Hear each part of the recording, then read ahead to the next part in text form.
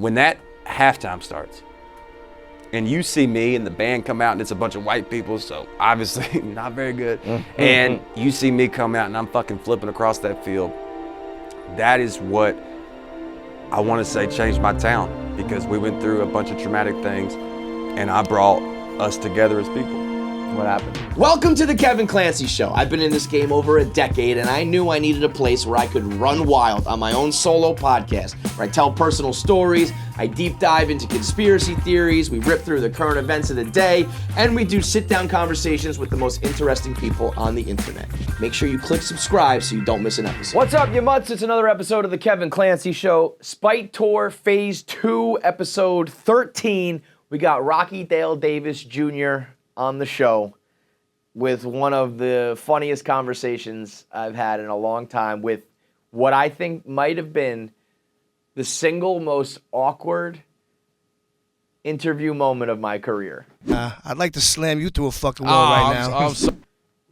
I'm talking, Rocky came through, we laughed, we cried, we drank, literally tears were shed. And in that moment, I had no clue what to do as the host. I was sitting there thinking, I don't know if this is real, if this is fake. I don't know if we're about to fight or hug. It was an all-time moment that you've got to stay tuned for in the back half of this episode to find out what Rocky was crying about. This dude has burst on the scene in a major way, perfect for the Spite Tour. As the Spite Tour rolls on, you know, this is the 13th episode. All 13 of these guests have been booked individually by myself, which I know sounds like one of these ridiculous self-congratulatory things. Let me just pat myself on the back for booking guests on my podcast. But when I'm trying to get a new show off the ground and I'm told that I can't have anybody helping me book guests because we can't spare any effort or whatever, I'm like, fuck you, I'll just do it myself. Well, that's the kind of guy that Rocky is, who's just saying, fuck you, I'm doing my comedy and I'm taking it to the top. Dude has been shadow banned by Instagram. He's been suppressed by the algorithm, and he's still just one of the funniest motherfuckers out there, and he proved it in this interview.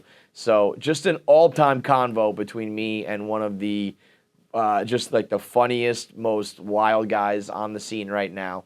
But before we get into that, I got to talk about my top 3 things right now in the entertainment world and in the TV world. The first being that I have never been more happy for a movie to flop than I was with The Many Saints of Newark. The Sopranos prequel comes out, nobody likes it, and I am thrilled for a couple reasons. First of all, I'm not a Sopranos guy, okay? And I know that's sacrilege. I know people say, how can you be a TV guy at Barstool and not like The Sopranos? This is the best show ever, blah, blah, blah, blah, blah. I didn't watch it in the moment. I watched this finale when it happened because that was part of like pop culture and the zeitgeist, but I didn't keep up with it on week to week. And I'll be honest, when you try to go that far back in time to catch up on a TV show, it's just not the same. Obviously, the show is still good and it didn't change, but when you're not part of the experience, it just never hits the same. And it's hard to go through like, I don't know, however many seasons, 8 or 9 seasons, 5 or 6 seasons, whatever it was of it, like many, many episodes when you're so far behind on it, you don't have anyone to watch with. So it just never clicked with me. And so then when the prequel comes out and everybody's excited, I feel fucking left out. And then it sucks and I don't have to worry about it. So part of me is like, fuck you guys. You thought you're going to have this big thing and now I don't have to worry about, being left out. I don't have any FOMO. I'm not on the outside looking in. The second reason is because I want to stand up for the non-Sopranos fans. I don't know. There's not a lot of us. I know the vast majority of the TV world thinks that The Sopranos is top 1, maybe 2, maybe 3, not much lower than that. Many people think it's the greatest show of all time. And then there's this small group of TV people who don't like The Sopranos or didn't watch it for whatever reason. And that's not to say that we think it's a bad show. I know that it's got great acting. I like Gandolfini. I love the cast in it. I'm not denying that it's not a well-done mafia show. That type of shit just doesn't resonate with me. I don't really like the mobster movies. I don't like The Godfather, Bronx Tale, and Goodfellas. They're fine, they're good. They don't, to me, that's not the end-all, be-all. So The Sopranos it is what it is. And there's a small group of us out there. We're not loud about it. There's not many of us. But I want to speak up for them. I want to stand up for them. All like 15 of us, where it's like, I love television. I have many other shows that I put at the top of my list. I debate TV. I love engaging in talking about entertainment and different types of television. I've read books about that era of TV. I love fucking reading critic reviews, all that shit. You can be a fan of television and not like The Sopranos. It is possible. And same thing with The Wire. I'll do The Wire while we're at it. Two of the greatest shows of all time. I couldn't stand season 2 of The Wire, and it derailed the whole thing for me. And so I'm not one of these Wire dick riders. And just know that there's dozens of us out there who feel this way. And that it's not some fucking scarlet letter, like you can't walk down the block with your head held high if you don't love David Chase and The Sopranos or David Simon and that's his name, David Simon, and The Wire. It's not like some fucking gatekeeping rule of watching television, okay? So I don't have to have the FOMO, and I don't have to I don't have to deal with hearing about it left and right, and I can stand up for the non-Sopranos fans out there.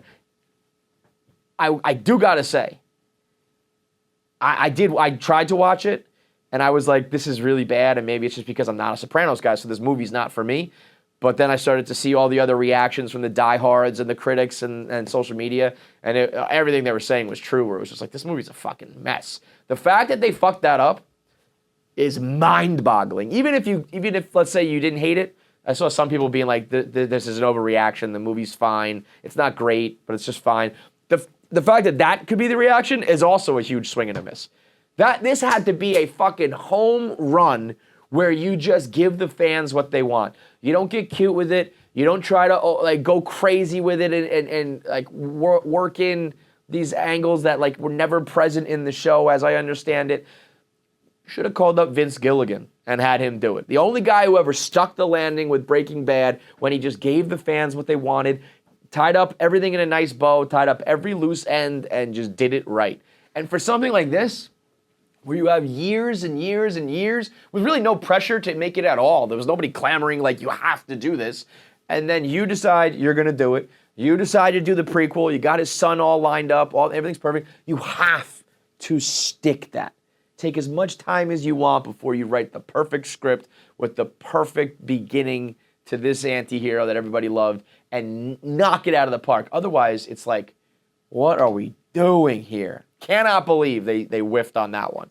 The other show that is taking the world by storm, Squid Game, which by now, I mentioned it last week, I hope that everybody has watched it or diving into it. It is poised to become the most watched Netflix show in history. So basically, the most successful streaming show of all time, I would imagine. If you're number one in Netflix, you got to be number one in streaming history.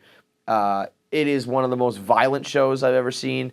It's one of the most unique, crazy, weird ideas.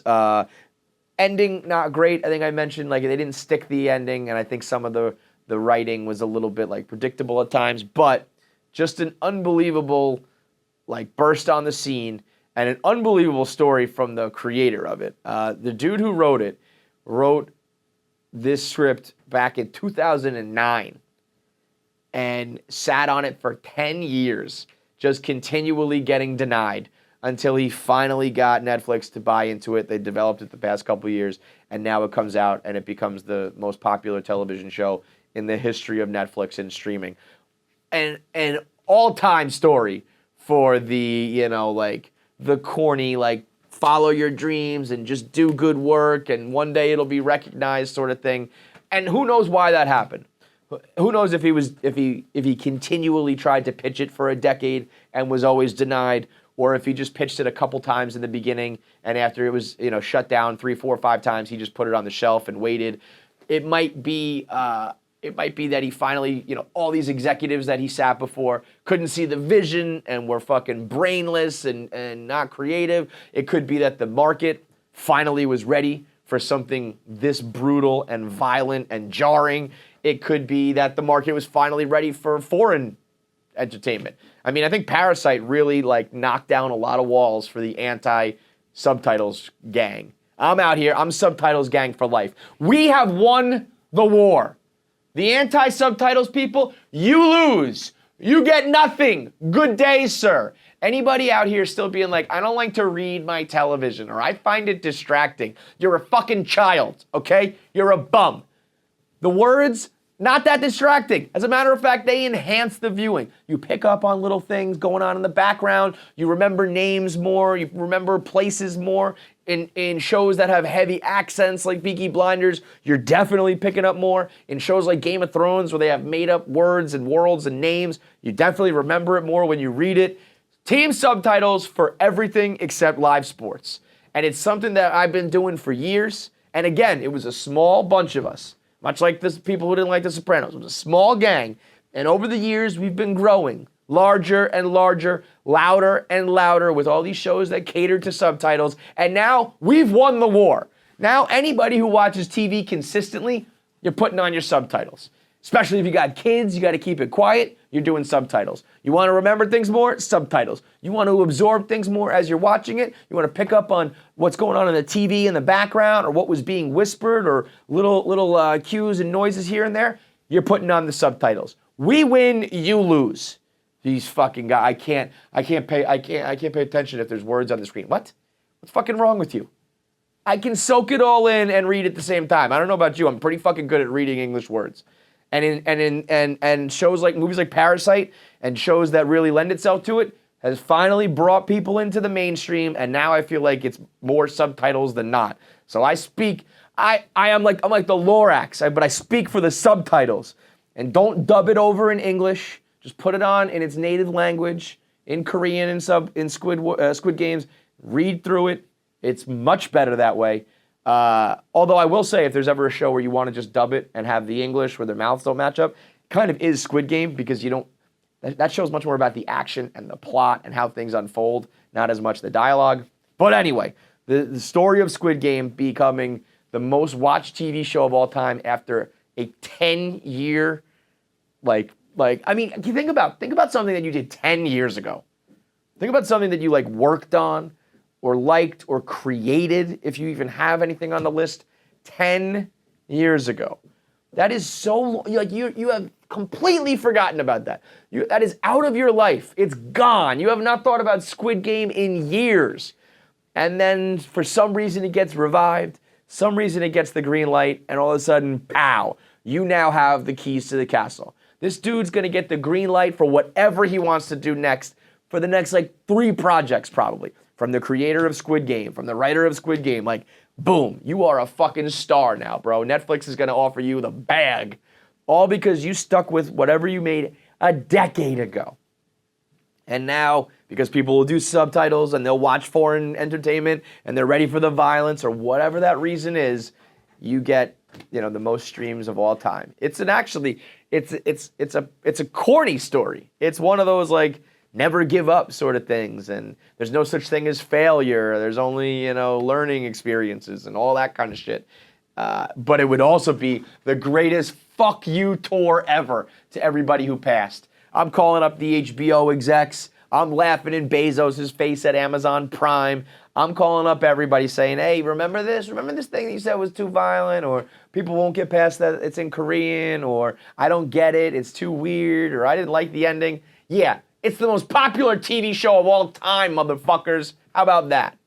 Season 2, I mean, that dude, I don't know if he already, what he already has written, but clearly they set up a season 2 for Squid Game, and that guy is going to have the most pressure on him since Nick Pizzolatto and True Detective season 2. For him to bring the heat, that was, again, a passion project of his that he probably worked on for years and years and years, and then was denied for that decade. And now they're going to be like, okay, we need another one in 9 months? Sounds good. Big time pressure for that guy. And again, everyone in the world will fucking tune in after being denied for a decade at the greatest spite tour of all time for that dude. You want to learn, you want to see a spite tour? Watch what this guy does next. And thirdly, in the TV world, Game of Thrones HBO announces the prequel, their own prequel, House of Dragon is out. And I did the 1 Minute Man on it, so if you saw the video, you already know. But I told myself I was done. I told myself I was out on Thrones. I gave them my heart.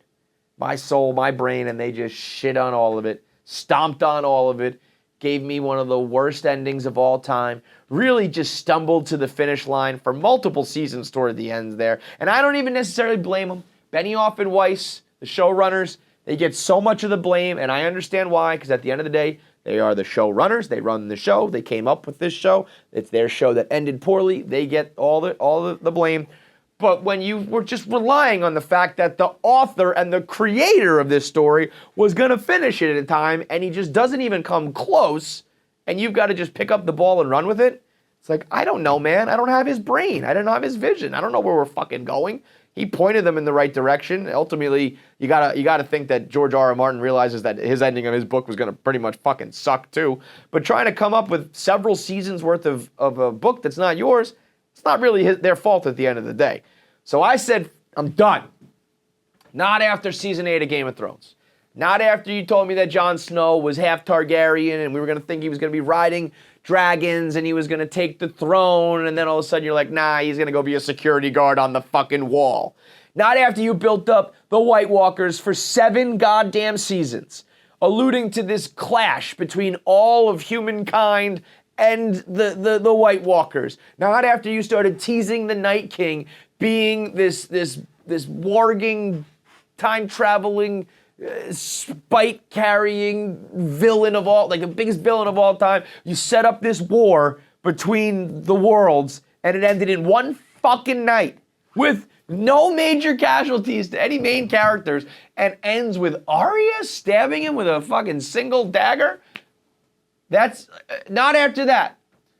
Not after giving me Bran the Boring, Bran the Broken, sitting on the throne that nobody wanted. Shout out to Clem, my esteemed colleague. Clem called that years before it happened. And the way they could have done it with Bran, they could have had him warging into things. They could have had him battle with the Night King. They could have had some reason why that boring-ass motherfucker would win the throne in the end, but not the way they did it. Not the way they were coming up with storylines that made no fucking sense, like that. They brought in Euron and they had the battles in the middle of the fucking ocean where like they obviously would have seen it coming. Not after you aired episodes that I couldn't even see the fucking action on the television because it was too dark, and then had the audacity to blame me and my television and the viewers at home. I never once have had to adjust the settings on my TV to be able to watch the television show I'm looking at. Never once has there been a show where I said, oh, we need to put up the contrast and turn up the brightness and turn down the tint and up the contrast. Never once has anybody ever moved those fucking bars. Never. Tint, contrast, brightness, pitch, those stay right in the middle the day you buy the TV and the day you throw them out. And all of a sudden Game of Thrones says, well, you had to adjust it to see it. Why the fuck would I have to do that? I've never had to do that before. And you still got Game of Thrones dick riders who say, no, it was fine for me. What are you talking about? No, it fucking wasn't. It just wasn't. I know you're lying. I know when you look at the screen, you can't see anything. Because I got 20/20 vision and I can't see shit, you fucking liars. So I was out. I was never going to do it again. I said, scrap all those prequels you've got. You've lost all of your credit with your fan base. You lost all of your connection and clout and slack. It's gone. If you looked at like the Comic-Con appearances, used to be like a line out the door, around the building, out the corner, to sit on the throne and take pictures and see the characters. That after that, poof, gone. Nothing. Zero interest. You had the people on the red carpet themselves being like, I don't really know what the fuck that was about. We had the video of the people in the writer's room reading the scripts, like throwing the script, being like, this sucks. Everybody agreed it was done, it was gone. And HBO sat there going, yeah, we're good. Yeah, I know you're disappointed. Yeah, we are too. I'm sure they were like, fuck George R.R. Martin, that furry fuck. The greatest author of all time who can't finish books. I'm sure they were like, I'm sure they weren't happy either. Benioff and Weiss lost like their entire careers. They got the boot from Star Wars after that shit. I'm sure they hate it too. And HBO probably said, we're good. Give it a minute. Like Braveheart. Hold. Not yet. All right, drop the trailer. And they put out the perfect teaser. I mean, the perfect teaser. Not much to it, just a bunch of platinum-haired Targaryens And you were like, yep, you two, you're brother and sister, and you're probably gonna fuck, and you're probably gonna kill each other. Then a bunch of swords and a bunch of fucking dragons with just a few words on the trailer.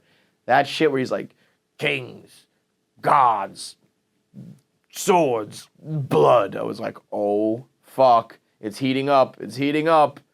And then they dropped the hammer with that tagline.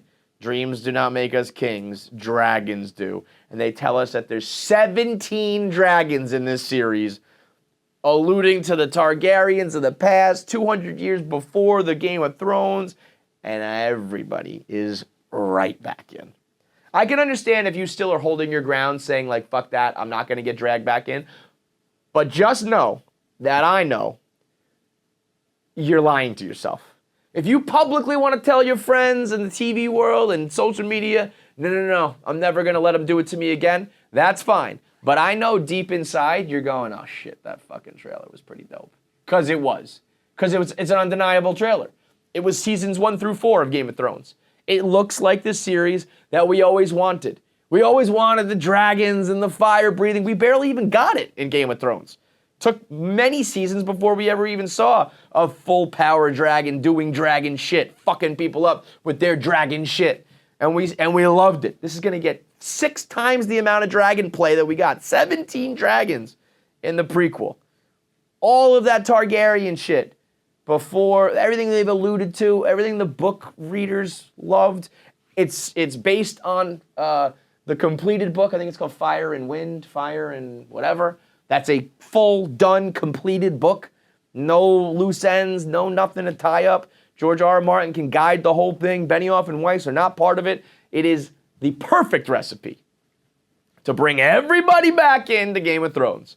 And I don't know if HBO knew it. I would love to think of them as being like, let the baby cry to sleep. Let the baby cry themselves to sleep. Let them throw their temper tantrum. Let them scream and yell. And then we'll give them a fucking treat. Now here's your bottle. You want a baba? Here, come have a warm milk. Come have a baba before bed, you fucking children. Because we had to try to finish a story that we didn't have the ending to. And when we go back and we do it again, the exact same way we did it for the first 4 or 5 seasons, which was by all acclaim, one of the greatest TV shows of all time, we're going to be able to just do that again with a full, completed story. And we're going to fuck you up with incest and slaughter and dragons and magic, and you're going to love it because you're puppets on the string of our tennis shoes. And I will gladly just dance like fucking Pinocchio. Sign me up. I'm in on House of Dragon. And I'll tell you something else. We kind of jokingly retweeted the Game of Stools logo, the podcast that we did for the last season of Game of Thrones. A lot of people started throwing out, a lot of interest, being like, I'd listen if this is coming back. So not only am I back in on Game of Thrones as a viewer, as a fan, I might be back on Game of Thrones as a content creator. You never know. Maybe team up with Ross Bolin, Oysters, Clams, and Cockles, get going with some House of Dragon content from day one. You never know. But that shit, that trailer, bravo. Whoever did that deserves like a fucking Medellin type check from Vinny Chase and the boys in Entourage, because that changed everything. With one like 60-second video, erased all of that final season and has me roped right back in. So shout out to HBO. I'm back. Like Michael Scott said, I'm ready to be heard again. No doubt about it. I'm ready to be heard again. Just when I thought I was out, they pulled me back in. Let's get into it. Rocky Dale Davis Jr. Like I said, one of the funniest comics in the game. One of the funniest sit-down combos I've had, off the fucking walls. This is what happens when a man travels with his own bottle of whiskey. Dude sat down, I pulled out some beers, he pulls out a bottle of whiskey, I think with bourbon maybe, and he's like, let's start drinking. Well, you know what's gonna happen? You're gonna get a couple grown men who are crying, fighting, talking, laughing, almost 2 hours with one of the best comics in the game right now. It's brought to you by Cuts Clothing. I'm sure Rocky likes to look sharp. I know he does. He's always bragging about his muscles and his guns. He wants to look sharp. If you're in shape, Cuts Clothing, the best look for you. If you're not in shape, you can also look sharp. But if you are in shape, you take it to the next level. I will be wearing my Cuts Clothing as a skinny fat customer. You can get the crew necks, the V-necks. You can get the Henleys with the buttons. You can get the elongated bottom with the scoop cut or the hem, the stitched hem. All different colors, but all classic looks, the monotone white, black, gray, tan, everything you need to just have a classic, clean, manly look. You don't have to worry about the trends. You don't have to worry about what's in right now because these are classics where you will always look sharp. You don't want to look back in 10 years and be like, I look like some fucking asshole on TikTok who was dressing for that flavor of the month. No. These are t-shirts and hoodies and long sleeve tees that will always be in style and you will always look sharp. I rock them like 8 days a week at this point. I've got them in every single color, multiple sizes, unfortunately. There was a time where I could squeeze into like a medium. I was always a large. Now I'm like pushing XL. It's an all-time classic for my wardrobe, and it's a staple you've got to have as well. So go to cutsclothing.com/Kevin and get 15% off your first order. I say make that first order a big one, so you get that full 15% on everything you need. If you're going to get a couple shirts and you like the styles and the colors, you might as well get them all. Get every style, every color, and bam, your entire closet is done. Everything you pull out of the closet, everything you pull off the top of your pile, the top of the drawer, you're always going to look sharp. It's cutsclothing.com/Kevin for 15% off. Let's do it. Rocky Dale Davis Jr. on the Kevin Clancy Show. All right, let's dive right in. Cheers, brother. Cheers, man. Welcome to New York because you got a crash course right there. Driving in New York is the most ridiculous thing you can do. It doesn't make sense. When I was driving, it was almost like there's an issue with the city where there are too many people that live here. And I'm about I know that's the problem. I have a new level of fucking respect though for the people that drive in the city. Okay. We're like, you know how like when a car's coming but another car's coming that's a little ways down, so you kind of like jump across real quick. Mm-hmm. I will never fucking do that. Because now you're like, because then when that's happening while you're driving, you are freaking out. You're looking at the phone. This parking spot's bad. Then people come by on bikes. The guys on bikes here, are fucking it's like they're fucking Superman. They have no idea what they're doing. And like some guys on bikes are like delivery men who have been delivering for years, and they do know what they're doing. They're in and out. They're zipping. And then you got like some dude who like rented a city bike and he's got his backpack on. He's in his suit and he's wobbling while he rides, but he doesn't even look. I mean.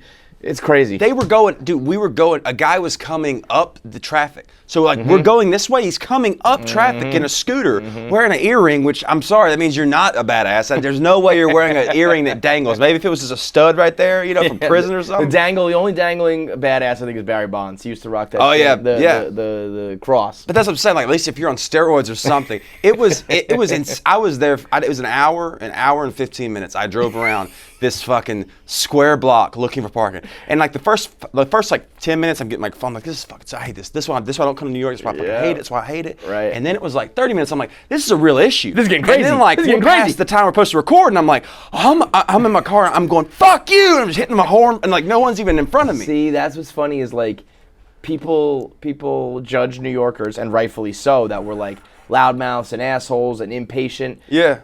We are. Right. But then, you get here, and within 45 minutes, you became one. Fucking get out of my fucking way! That's what I'm saying. It's kill or be killed. It's dog eat dog. It's like, you gotta be aggressive too, or you're done. It reminds me of that movie I watched. I watched a Disney movie, Soul, yesterday. It just goes back to like where they start losing their soul, basically. And that's what happened to me. Where I always stood up on the subway and gave a lady my seat every time. Mm-hmm. And I would always do that, and I felt myself losing it. And then I thought back to all these New York comics that had the fucking nerve to say that Austin, Texas sucks. Mm-hmm. You're an idiot, dude. At least parking has to be like. Well, let me tell you what happened. Here's what happened. There's too many people in the city, no doubt. 100%. But most of us were smart enough to say having a car in the city is fucking stupid. We're not doing it. Right. But there was still enough people that drove in for whatever reason. They have off hours. They get a parking deal, whatever. There was a certain amount of people driving. Then the pandemic hit. When people needed to start to go back to work, though, I didn't want to take the train. I didn't want to take the subway, so I started driving. Driving in during the pandemic, cake. 20 minutes to get in from the suburbs. Got music on. I got my podcast on. I'm no cram, no strangers. Could park wherever I wanted. Slowly but surely, everything starts to fill back up. But now I'm so used to driving. You're used to your lifestyle. So now I can't stop, and now I'm the asshole because there used to be this amount of drivers.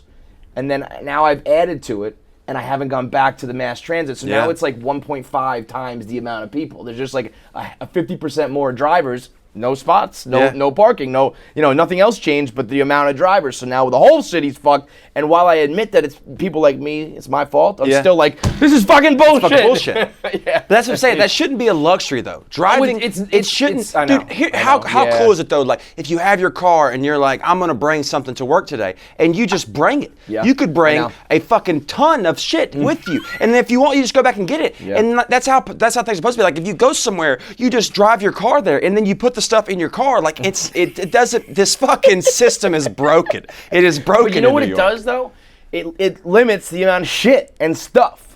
Like, how much of that stuff do you need in your car? It's always you're just piling shit into your apartment or your house that you don't need. I guess the difference is you guys have, like, basements and attics. And we have huge houses. Yeah, so for us, it's like, I need the clothes on my back, and I need, like, 2 pairs of shoes, and that's it. That's all I can afford. That's all I can fit. That's all I can carry. That's how you think. When I used to live here, I think like now, when I used to live here, and it blows my mind.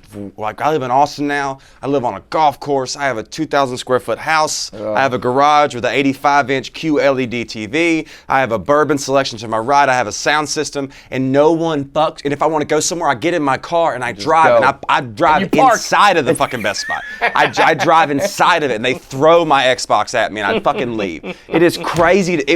This city blows. I just don't understand how. Like the comedy here is great. I'm not denying that. The comedy is amazing in New York. But fucking dude, what? I don't know what it is because like this happens a lot with the Knicks too because people talk about the Madison Square Garden is the mecca of basketball, and it's like, but the Knicks suck and they have for a long time, and I get that, but I don't know why. But when LeBron comes to the Garden, when Kobe came to the Garden, when Jordan came to the Garden, it's always a big deal. So I can't put my finger on it, and I don't even know. And listen, I hate this city more than you do. I promise you that. I lived here my whole life. I want out so bad. I don't know why I don't leave. Unfortunately, my whole life is here. It's too expensive. It's too dirty. It's too crowded. All this shit.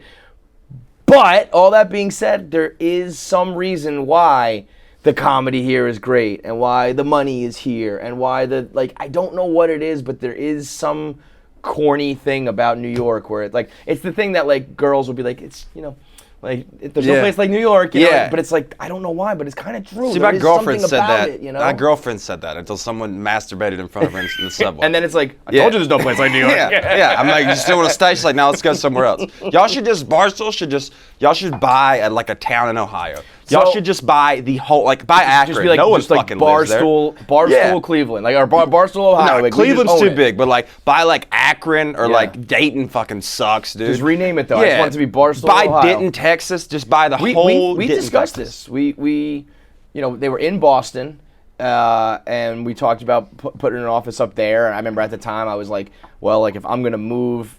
My wife at the time, I was like, you got to match her salary, it's a move for me. So we talked about Boston a little bit. We talked about coming here and not being in Manhattan, being out in Queens. Out in Queens, we were gonna get this spot that was like a fucking fantasy factory. Right. It was quadruple the space. Right. But ultimately, it came down to when someone comes through to do the Tonight Show in New York or whatever, they also can just pop here and do it. That's the and that's what I mean. That kind of shit's just not changing. That's the X factor, and it sucks otherwise. But that's where the money's gonna be, and the fame's gonna be, and the opportunity's gonna be. I'm just gonna. But living here is fucking. I'm just gonna sit my happy ass in Austin and post TikToks. If I didn't have family here, if I just smoke stoves and post TikToks. Hopefully, I'll post a TikTok that'll get on the right fucking wavelength, and then I can just keep selling tickets. And I kept being told, all you got to do is catch one wave on TikTok, and it's like, well, I haven't caught any waves.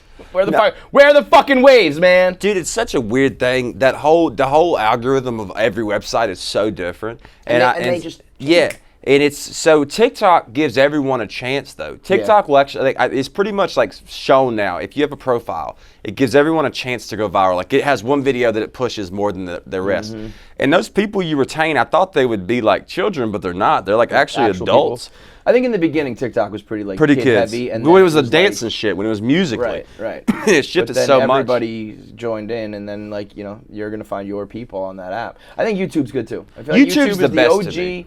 And it's its algorithm is no matter how many big superstars there are, if you make content that people are watching and it has high retention and you're getting subscribed, you will get pushed. Yeah, you get pushed. True. That's why because that's how these new superstars rise because. It's the only one where a view is 30 seconds or whatever. So you got to actually put some time. You know, these places that are like, oh, I got 10 million views, and it's like a view is half an eyeball. Like, a view is as you're swiping through. Yes, exactly. So I feel like YouTube, the people you get to, you keep them for a long time. I think it's crazy for us. YouTube is the one thing, and that's why we're doing this kind of shit and trying to make high quality video and long form that's intriguing and captivating. Because YouTube is just Barstool and YouTube they don't match. Like ordinarily, we tell people like, go follow this Twitter account, go follow this Instagram account, go buy this T-shirt, go check out this special. Yeah. And we just get a wave of our fans are always listening and loyal. Yeah. And then we say subscribe to YouTube, and they just don't. And I get it though, because I don't. When I go to YouTube, I don't log in and I don't like subscribe and I don't have a channel. I just search for fucking videos and watch one-offs, you know? Yeah. So I think there's like a generation of people or a demo of people that are like, I just don't use YouTube that way. And I'm like, now I'm on the other side of it. I'm like, I fucking need you guys to use it I just need you to do it. Please. And I tell them, I'm like, it's just your Gmail login. Yeah. So even if you don't use it and do it that way, just click it one time for me. Just it's such a... one button. It changes our lives so much if they click one button. So much if they do one... Because it's funny because... With like, someone told me the other day, they go, if you grow your Instagram, it doesn't grow your YouTube. However, if you grow your YouTube, it does grow your Instagram. Yes. Like a guy like Cody Ko, like I love Cody Ko. Huge. Cody Ko, Noel, and Drew Gooden, like those kind of guys, like that's why I'm starting to like shift my content wise because we've almost been banned off Instagram at this point. I noticed that. I saw you the other day. You said it was happening while I was here. I didn't realize it last time. Yeah. We the sensitive content control, man. What they're doing. I haven't talked to the New York guys. I've talked to about 5 other comics though, and we're all seeing a drastic drop in our. I've lost at this point 94% of my accounts reached. I haven't grown. Fuck. I haven't grown a follower in 2 months. I used to grow I grew about 1,000 every day or two. Yeah, before. I was gonna say that's nuts. So 1,000 every day or two before. Accounts reached has dropped from 1.1 million. Are you saying 89, controversial shit on there? I don't say controversial shit. It's a computer that determines this shit. The same computer that told me white trash was hate speech. So that's the issue of what we're doing. And so like you got pitched a couple times for saying white trash. So the white trash thing. I posted white get trash. A fucking black mark on your name, and they removed it supposedly because my account went back up. Because when I got shadow banned, and I legit got shadow banned, my account dropped from like 1.2 million accounts reached to 69,000. And I lost about, I think it was like 15 grand in ticket sales because of it. Yeah. But I was talking to clubs like, we didn't sell a ticket the past 2 weeks. And they go, you sold 180 before that, but you haven't sold a ticket in 2 weeks. And I go, yeah, I got shadow banned 2 weeks ago. So it was insanity. We reach out to Instagram, get it resolved.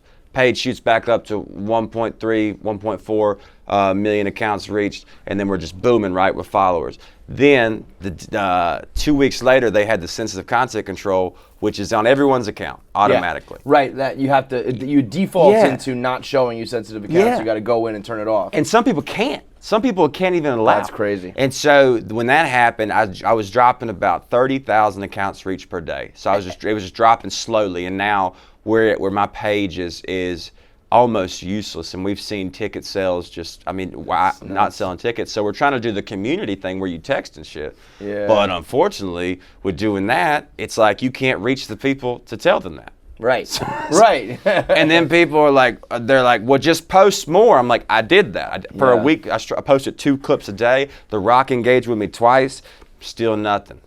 It's crazy what they're doing. Well, so that's why you restart. Do shit like this too, though. Yeah, you know? I mean, we exactly. put it out there, we put it on our accounts, and that's grow. But like, what is even sensitive content, and what is? That's the issue, man. Like, is white trash? If I can't say white trash, if white trash is hate speech, which it's not. Like, I don't give a fuck if a black person says white trash. Right. So it's like, but if I can't say it with my history of what I've grown up with, being white trash, I'm the most white trash human ever. Yeah. And so it's like, why can I not say it? So then, like, where does it go? And that's why we're now starting a YouTube and a Patreon. I was like, I have to do something. Do you think you're getting reported by like trolls and haters? I don't know. I think that a lot about my shit, where it's like, you know, it's nothing controversial, but if 10,000 people report you, then they're like, our hands are tied. We have to like react to this. I don't know. That's what I wonder about, because I don't think that's necessarily the issue, because it wasn't really a bunch of reports that did it. I only had technically 1 report.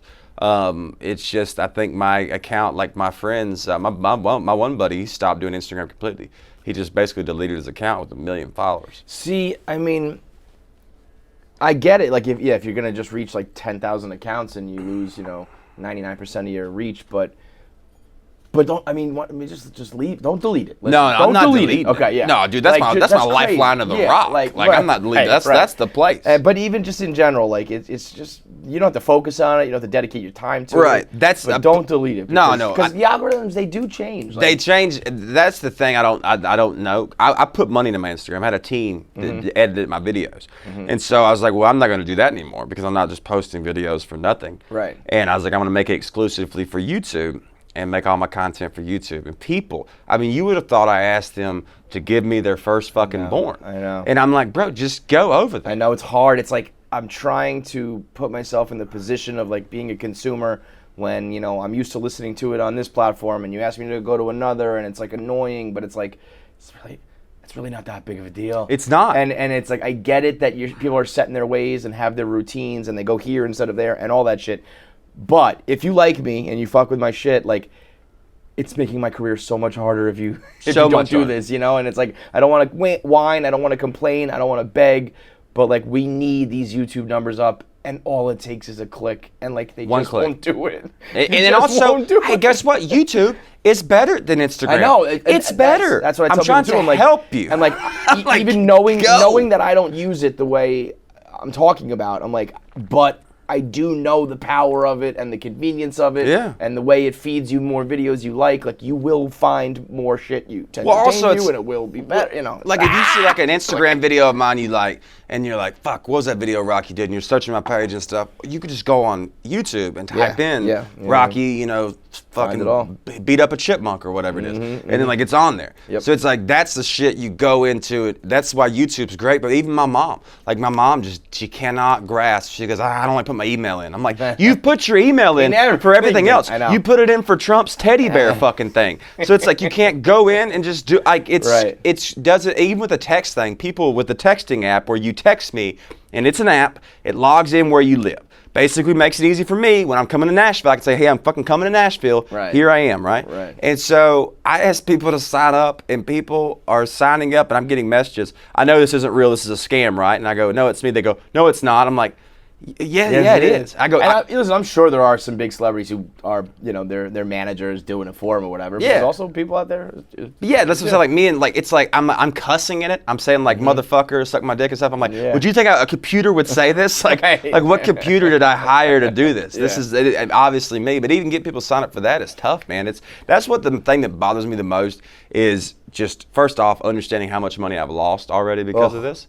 And looking at that, I mean, they're fucking with livelihoods. Yeah, literally, and then you're sitting there and you're like, you know how hard it is to grow a following, off stand-up clips. Oh, it's the fucking hardest, dude. If I'm not a character being some kind of like, I'm an actual stand-up comedian doing stand-up clips, and I grow it, and then that fucking little Silicon Valley cuck, just like why his wife's getting fucked, one button fucks up my whole life. And I get I fucking hate Alex Jones for his Sandy Hook truther shit, or if you're like an extreme person who's causing problems or truly hate speech or dangerous, I don't know, whatever. I get it. But when it's just like you're fucking with this comic's livelihood, you're fucking with this this entertainers, this video creator, this like vlogger, like just that to me is crazy. That's what like I hate being at the mercy of these. I used to do 1 Minute Man on Facebook back in like 2017, 18. Yeah. And in the beginning, millions of views on the algorithm, and they switched it up with like this, that, the other thing, and it plummeted. And I was just like, all right, well, I'm not doing it on your shit anymore. And then a couple years later, I revive it on Instagram, and it's working. But if they change their platform, I don't know. I'm gonna move to the next thing too. It seems like it's bad for business, but Facebook is the worst, by the way. Oh, I don't even fuck with Facebook anymore. Facebook. I didn't even know I had a Facebook till he told me the other day that they've been running it still. Yeah, it's on there. Yeah. It's on there. I didn't even know. Comments are great, by the way. Oh yeah, I'm sure. Comments are real fun on there. I'm sure they love me, dude. Facebook to me, I think I may delete my Facebook. And what's funny though, I've toured with people that were Facebook comedians. Really? And the tickets funny they people? sell, no. Oh, okay. I was gonna say no. If you tell me you're a Facebook comedian, I'd be like, no, okay, no, I'll never they're listen not. to you. They're not good. But they, but I toured with one guy that was the Southern Mama guy, So he's the guy that got booed off stage in Montreal, and I got him into stand-up. So he had 2 million followers at the time on Facebook. Dude, we did 3,500 tickets in Lebanon, not Lexington, Kentucky or Louisville, Lebanon, Kentucky, at a ham festival. He sold 3,500 fucking tickets. So we're doing all these shows, and it's like from Facebook. He just does, dude, he does no editing. He does the right here on his phone and just clicks, like where you can click and it kind of like would cut automatically. Yeah. No video editing, no lighting, nothing. And you're like, like my YouTube video I just put up, it took me about 5 hours to edit that. It's a fucking long process. Linking the mic. Around the clock. Exactly. Yeah. And then you got some guy like, get y'all's asses in here right now, and he's selling out the Staples. They did the Ryman in Nashville. It's like, what are we doing? I mean, I don't want to hate on people and like. No, that guy's an asshole. We can hate on fuck him. that guy. that guy drives me crazy. That guy's a piece of shit. I don't get mad about a lot of people got mad about like the TikTok fame, and it's just like, listen, I don't know. That's what the market wants, and these kids are dancing or telling goofy jokes or whatever the fuck, and it's working. So it changed my life. TikTok is the reason everything happened. Did you ever think that you like you're very savvy about it now. We're talking about algorithms and we're talking about different platforms, all this shit. Put a pinky up. Dude, yeah, that's what I'm saying. I would guess if I were to profile you, I would guess that growing up or when you first got into the game, you were not thinking about like the technology side of things. No, right? No, but it's just as important as the fucking content. CMT's Redneck Island because I thought it was gonna make me famous because Party Down South was like the big thing. Right. And so I thought that was gonna be like Redneck Island was gonna be my thing that launched me. I didn't have no idea about technology, and I remember how did that go? Tell me about that, Redneck Island. So Redneck Island. Yeah. So it was. I mean, dude, I'm just gonna be honest with you. Every network sucks. Like all of them suck all together. And CMT sucks the hardest. I mean, country music television, it's a bunch of fucking pussies running around with like a Luke Bryan shirt on. We're country music. It's like, no, you're not. Florida, dude. Georgia line. Yeah. Where are you from? I'm from Santa Cruz, California. You have no idea. So what was funny though is on that TV show on Redneck Island, Riley Green was on it. Riley Green's one of the top selling music artists in the country right now. So I can't even be the best from a shitty reality show. That's what really sucks. Like I was booming. Fuck, I'm second best. This sexy ass country, he's gorgeous. He's a good looking dude. He can't sing for shit, but he can write music really well. And he don't text me back anymore. So that's why I talk shit about him every chance I get. But was this a competition show or like a live in the house show? It was Real World meets. It was basically a CMT Road Rules, basically. Got it. So we lived in a house, we got drunk every day, and we did challenges. It was called Redneck Island because it used to be previously held in Mexico. But apparently, the Mexican people down there were like, if y'all bring these rednecks back, we're going to fucking kill them. They go, we're going to kill, they go, these fucking hillbillies cartel down here, ain't having that. Calling me Miguel. My name is Jason, like, we're going to murder everyone here. So they brought them down to Mexico. So when I did the show, I was supposed to be on Party Down South 2. Which Party Down South 1 hit. That was big. Banger. Yeah. Party Down South 2, not as big. That was like the little blonde was on that one, right? The little blonde. What was her Little name? Bit. Yeah, something like that. Little Bit was the first one. Right. That was Little Bit, Maddie, who I saw I saw him at night before. Yeah. Right. So those motherfuckers. I think they made money. Little Bit way back. Little Bit Taylor was the name. Yeah. Yeah, Taylor. yeah. So they had a second season of that, and I had gotten passed all the way through, and they had told me I was on the show. And then so I went out that night of when they told me, and I got really drunk. I got called at 6 a.m. from them, and they go, Rocky, what's up? I'm like, what's up? And they go, you like to party? I'm like, yeah. They go, what do you do, man? You get down. What do you drink? I go, I drink like alcohol. And they go, okay. They took 5 minutes and then ask me questions, and I'm just like hungover. They hang up, never talk to me again. I talked to my buddy. They did the same thing to him. It was to see if you could go out and get drunk and maintain the next day, because that's how fucking crazy these shows are. And you didn't pass. No, I didn't pass. But then I got on Redneck Island. When I got on Redneck Island, I'm not exaggerating. You got to stay up to about 1 or 2 every night. You got to be up to 1 or 2. All they have in the fridge is in the morning they have Red Bull and Gatorade, and then at about 4 or 5 it swaps to only beer and alcohol, or only beer and like vodka and Fireball and shit. The first day they said that's how you make content. Bro, no more water. We went through a alcohol. case of beer every 15 minutes the first day. Oh my god! Because I hadn't really drank. And how old are you at this point? I was 21. Oh my lord. 21, And I wasn't in great shape, but I was one of the better looking dudes on the island because there was a bunch of rednecks. And I mean, there was not many teeth in that building. But so like we just got drunk every day, and then we did these challenges. But we didn't live on an island. We lived in a subdivision in Georgia. It literally, like, I'm not lying. We had people to our left and to our right and behind us. And then they'd be like, guys, because it was Stone Cold was the host, which I was fucking over the moon about, right? Yeah. So Stone Cold would be like, guys, all right, we're going to head to the challenge now. And we would just walk into the woods and they'd be like, all right, cut. And we'd hop into a van and then go down the fucking street. So then we'd go, and these challenges, they take 10 to 12 hours. Yeah. When it's a water challenge, they have to do so many things, safety protocols before they bring you back. And so it was a miserable. It was miserable because you're just, and you start losing it. You start like, because these are the only people you're seeing. You're drunk every day. You wake up, they have an LED light over your bed that turns on at like 9 a.m. You got to get up and start getting that footage. Yeah. And it was an awful experience. They didn't pay any money. I broke my toe on the show. I broke my finger. One challenge, I had to hold on to a carpet pole about 20 foot over a water with a girl strapped to my back while she held on. Well, this bitch, Becky, decides to fall and doesn't say anything. So I am locked into this pole. My arm, you can kind of see a little bit. You see that little mark right there? That was, it pulled the skin completely off and then dropped into this Georgia water that's full of a bunch of fucking Bulldogs fans pissed. I was going to say, that's instant infection there. So yeah, so my last day I have a miniature little, because I hit my eye on something too. Jeez. Skin pulled off my leg and my feet, a broke toe and a broke finger. And it's like, great. For like $700. I was going to say, yeah. For what? And then it airs and they made me look like an asshole. And how long were you there for?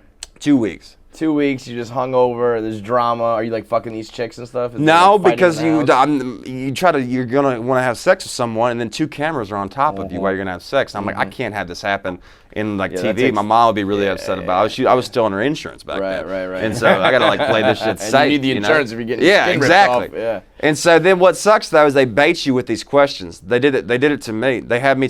They said They had me saying I hate Sarah, which I like Sarah very much.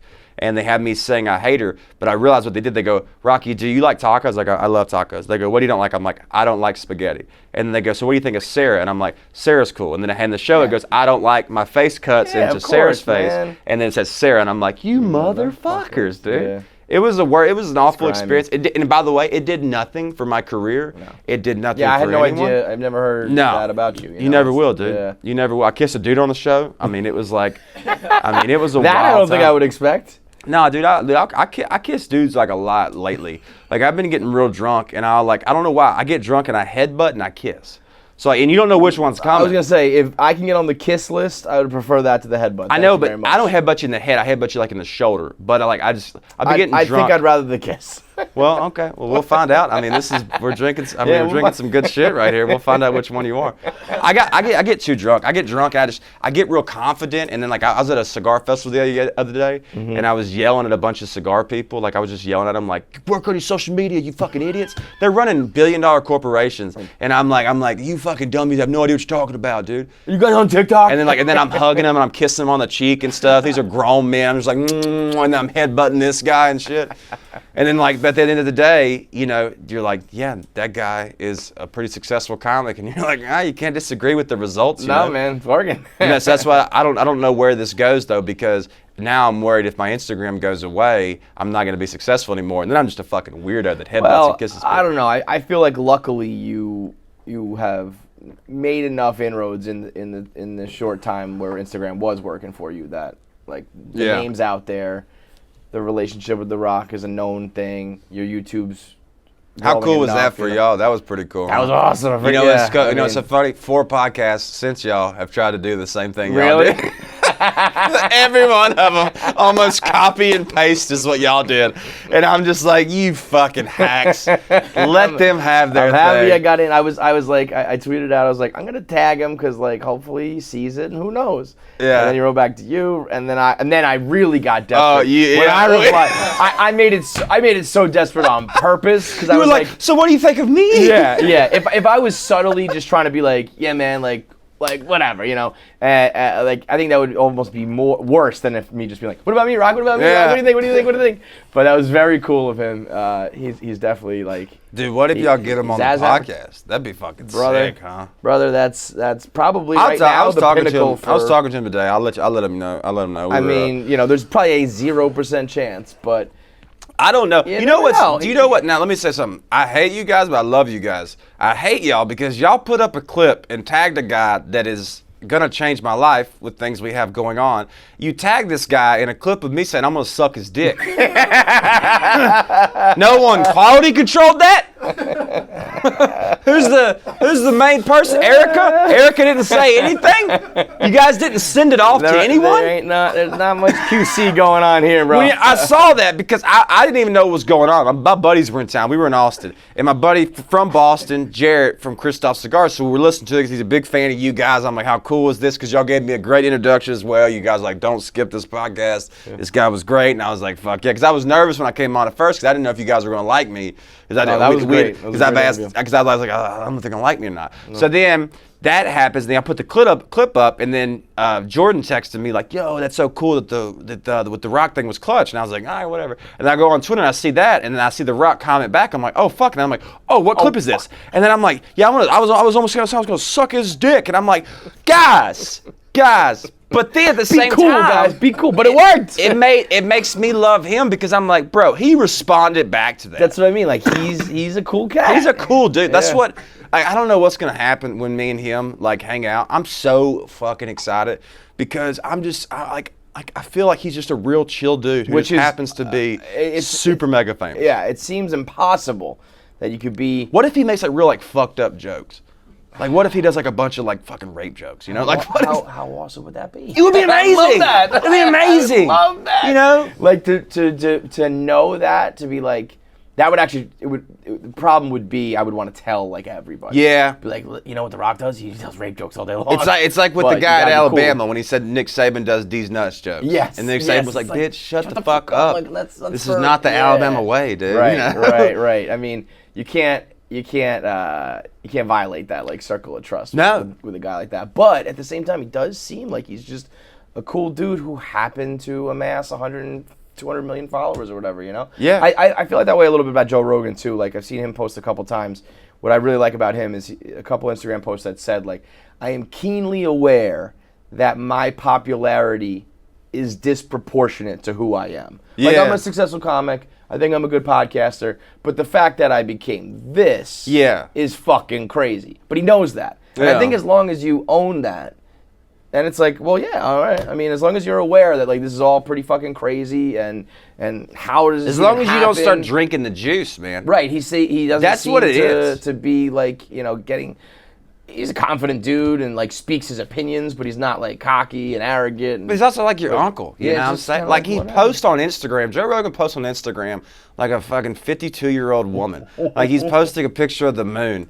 And he's like, you're like, what are you doing? Like, what, dude, you have, do you know what I could do with your page? Right. Do you know what I could do? Give me those numbers, I could be making $10 million a year off ads. Right. And you were posting a shitty picture of the moon. Another picture of fucking elk meat. Like, God damn it, Joe. But, like, that's why it works, too, though. You know what I mean? Because he is that guy on that's and what off you learn. Camera, and, you know, people appreciate, that's why people love the podcast. Like, they love y'all's podcast. They love Barstool in general because it just seems authentic. Yes. They like, that's like real. My most liked shit is me talking about, like, Waffle House. Yes. Because people just, they're like that. I like Waffle House, too. They're like, they go, this dude, like, legitimately loves, like, Waffle House. Like, someone told me one time, they commented, and they go, this guy's obviously faking his accent.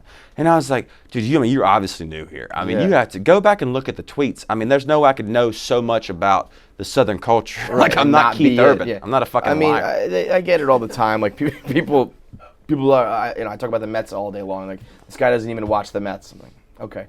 Yeah. You know, I don't know why people jump to that or you're faking it, or this story he told is not real, or that joke's. It's like, If I was making, like, if this was all an act, give him the fucking Oscar. I'm murdering it, dude. I'm murdering it. Like, it's way harder to fake this Do you know shit. the comment that makes me laugh so much, though? It's on y'all's fucking page. When y'all post a picture of, post a meme or whatever, someone falls off a truck, and then someone comments, goes, "Oh, great sports content." It happens every time. Every fucking time. Because I've noticed, I've done this for a while. This is a tip comics should do. I'll comment on y'all's Instagrams, and because I'll put like a funny comment, and then like because I'm verified, it goes to the top of the list, and then like I can get like the post a little bit. 5,000-10,000 likes, and it like really influences back to my page. Same thing with The Rock, dude. The Rock's page, when I comment, it is wild. It is fucking, it's insane. It's like you get your own account kind of for that moment. It's like just now get people clicking on it, But the sports one is like the sports one's the best. And what's funny is, I mean, if you've been following our history forever, it's always been this way. We've always talked about pop culture and you're not ESPN, or Dave used to dress up as fucking Adam Lambert from American Idol, who was like this, flamboyant singer with makeup and shit, and he loved him. And he loved American Idol, and it's like, people would be like, oh, Dave would never do this. It's like, Dave fucking invented this shit. We've been doing this forever. We haven't changed. We've been the You're an same way every entertainment time. company. Yeah. But you happen to be just regular dudes that always goes back to sports. Right. It's like, that's my thing with me. People get mad at me when I've talked about sports in the past. They go, what are you talking about this for? Or why are you supporting this? They kneel. Oh, I'm like, God. I'm like, my mom was cracking me up with that, and people go, like, I haven't watched the NFL since I started kneeling. I'm like, well, you missed a bunch of good shit. I don't know what to say. Like, you good fucking for idiot. You, I guess. I don't give it. Dude, Roger Goodell could stab my nieces and nephews in the heart, and I would not miss a fucking NFL red zone. I don't care, dude. Why do you care? What are you Why do you proving? think anyone cares about anything? No one cares about you. I don't care about your family. I want to watch football. And football, Alabama, Nick Saban, tell me what can he do that would ruin him? Oh my God. He could do nothing. Yeah. And I mean nothing. No, Does he want this little brown hole in his face? He can have whatever he wants. He's amazing. I love him. Yeah. So he could, because by the way, I've heard he's a huge asshole. Sure he is. I tried to meet him at Mascot camp one time, and he wouldn't fucking meet me. At Mascot camp? Yeah, 2-time All-American, 2-time Mascot of the Year. My man. Yeah, dude. As Rocky the Panther. My school renamed the mascot after I left because I broke so many records. They renamed the mascot Rocky the Panther. Are you fucking with me? No, I swear to God. No. Why does everybody not believe this? I had the fucking. What was the name? What it used to be? What? It used to be the fucking Brookwood Panther for the 0-6 high school every year because we were racist and we were all white and we are. That's what we're doing every year. We got one. Damon Ditt came in one year, murdered and killed it. Tevin Davis murdered. And the rest of it's a bunch of Jacobs and Joshes doing triple options. We We're gonna go fullback run 4 times. We're great at punting. We're the fucking best. I'm sure. Punt game's great. Special team's great. No, we suck at football. We've always been bad. You were legit the Panther. Yeah, mascot, I was the mascot 2 years, and then the thing happened of where I hit puberty and I got big as fuck. And then I was a wrestler in a mascot, and I would go to mascot camp, and I would be like, "What's up, ladies?" Because all their boyfriends were gone; they're allowed to come in. And then I'm like, So you're at camp with all these chicks, just cleaning up, high school chicks, That's dude. so the best fucking chick, not funny. anymore. At the time. Guys, listen to my podcast. Congratulations, okay? Inside hits, guys. Don't matter because I don't know them, all right? I can say that now. Yeah. So you go to mascot camp, and they're doing cheerleading and shit and other mascot things, and it's mostly chicks, and you're just cleaning Basically, dude, mascot camp is essentially for people with Down syndrome. I mean, I'm gonna be honest with you, like, the cheerleaders, they're over there flipping and shit and, putting their fingers in each other's parts. But for, mascots, we just go in the side, and they kind of just like, all right, guys, what's up? You gotta just talk to us because you can't really, look, you can learn how to be a podcaster, you can learn how to be a comedian. You can't learn how to mascot. It's something you're born with. And you either why got you laughing, dude? Why are you laughing? That's so disrespectful. But for real, show fucking You respect. either got it dude. or you don't, man. An hour of 15 in traffic to get laughed at, dude. That's fucked up, bro. So you're born with it. And so for me, I just naturally, the way I moved in the mascot suit was almost like water. It was. Bro, why are you laughing, dude? Nah, show respect for real. Just had dude. something in mind. I had a lot in Take my my throat, mind. So I would move, and like I knew how to interact with people, and I knew how to do things properly. And so I went to UCA camp 2 years. I was an All-American both years. I was the mascot at the LSU Penn State game in Orlando, Florida. I was the leader of my pack. I had 2 scholarship offers from LSU and Alabama to be a mascot. And I was the 2-time UCA mascot of the year, which has never been done before. Where did you end up going? Nowhere, because they require SAT scores. And that was not... I think I had a 16 and a 17. Took it twice. So that's kind of, 16 and 17. I took it. AC what's ACT? Oh, the ACT is out of like 32 or whatever. Yeah, SATs are out of like 1600. Yeah. I took that too, but I don't know that one was real bad. So 16 is not a good score on the. I guess around here, I think it's good. ACT. I think that's what life needs to be more about, though. Like I think a 16 is good. Yeah. So why is it not good? It's all subjective. It's like people that go. Opinion. Yeah, exactly. Yeah. So. And even with those moving like water, you couldn't get in. No, I mean I was a phenomenal mascot, man. I mean no one ever. I don't mean to brag on myself here, but no one ever on the field. I took over a game. Like my team was losing. We're down by 32 points. Why are you fucking grinning, dude? Why are you grinning? Show fucking respect. It's just my team was down by 32 points, and people in that town. I mean, they're old, they're fucking white, so they're just fat, and their life sucks, and they looked for some kind of enjoyment, and their team is getting the fuck beat out of them. And when that game, I don't mean to get emotional, I'm sorry. When that halftime starts, and you see me and the band come out, and it's a bunch of white people, so obviously not very good, and you see me come out, and I'm fucking flipping across that field, that is what I want to say changed my town, because we went through a bunch of traumatic things, and I brought us together as people. And I'm very proud of that. And, Rocky the Panther, I used to say, come get this wildcat, and that's what matters. So, yeah. You want to pause for a minute and compose yourself? Sorry. I didn't know we were going to get emotional on here. I didn't know that was going to happen either. Sorry. That's what it's about, though. Just people helping people, I'm sorry, dude. But, it's just, we've been through a lot in our town. We dealt with desegregation. The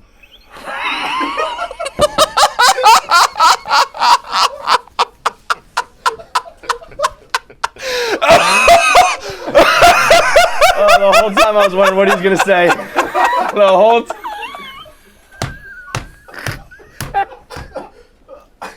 I'm gonna need a moment to compose myself. Yeah, take five.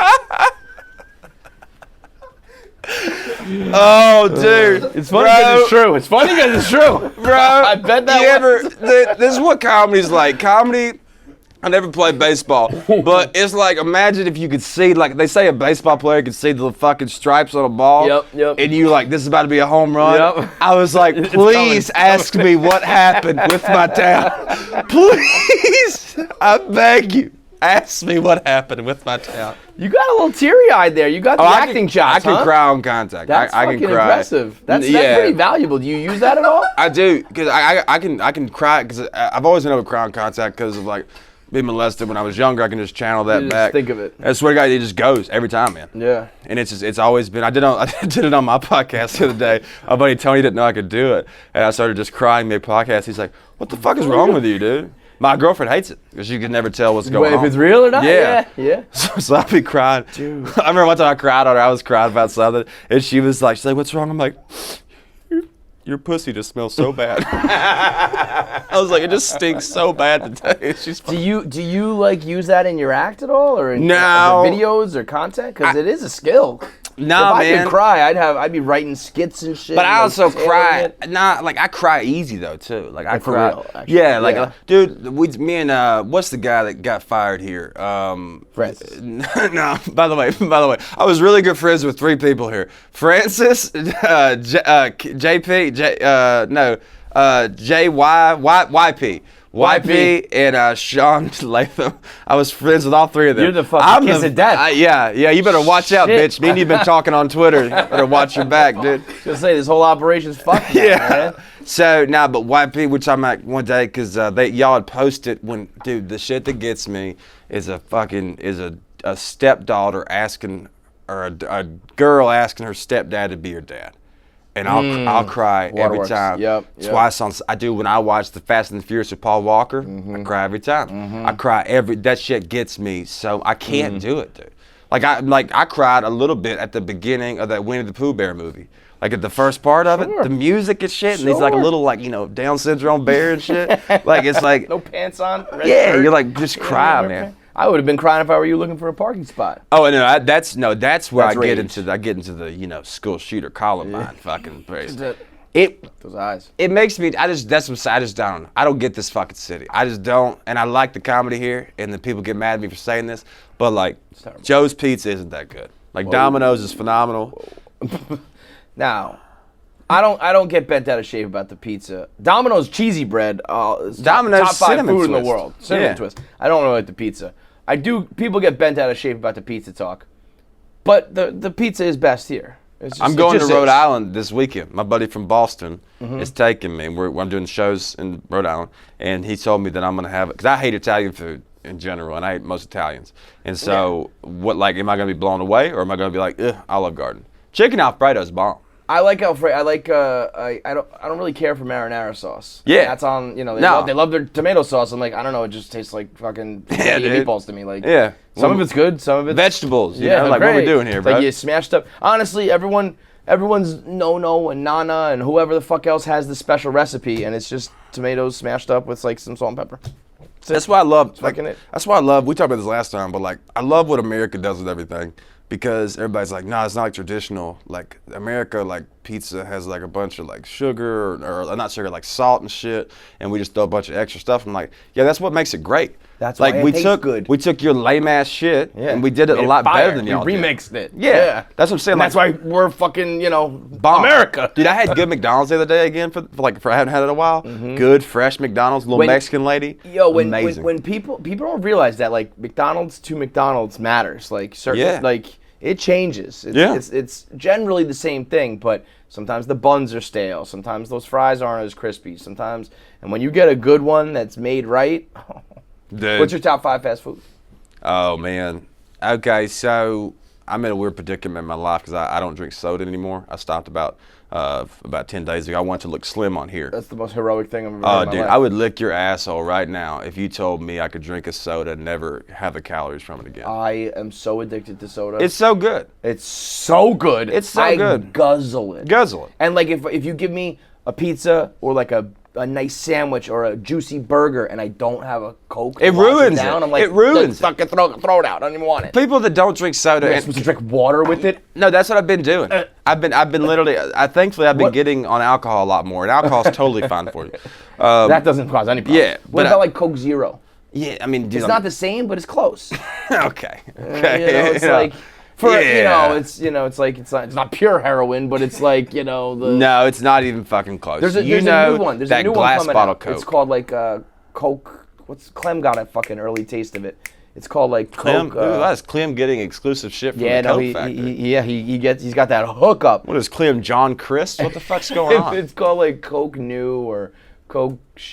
Do you ever wish you were clean, like a clean person? Not like not like physically, like with your act, you were clean so you could get sponsorships these clean people get. Yes. Like I look at like John Christ and like Nate Bargatze and like they get all these like nice hookups. Nate is still the funniest motherfucker in the world. Like if you're clean and he's my favorite comic. Yeah, it's like I would never say like Nate Bargatze's a clean comic. He's just a fucking hilarious comic who doesn't happen to curse or talk about sex or whatever, because that, like, it's one thing if you like, I'm going to make this clean because I want to make money, versus like Nate was like, I just was raised in a way where we like didn't talk like that, and I didn't like, I don't find that funny, so I'm like, cool.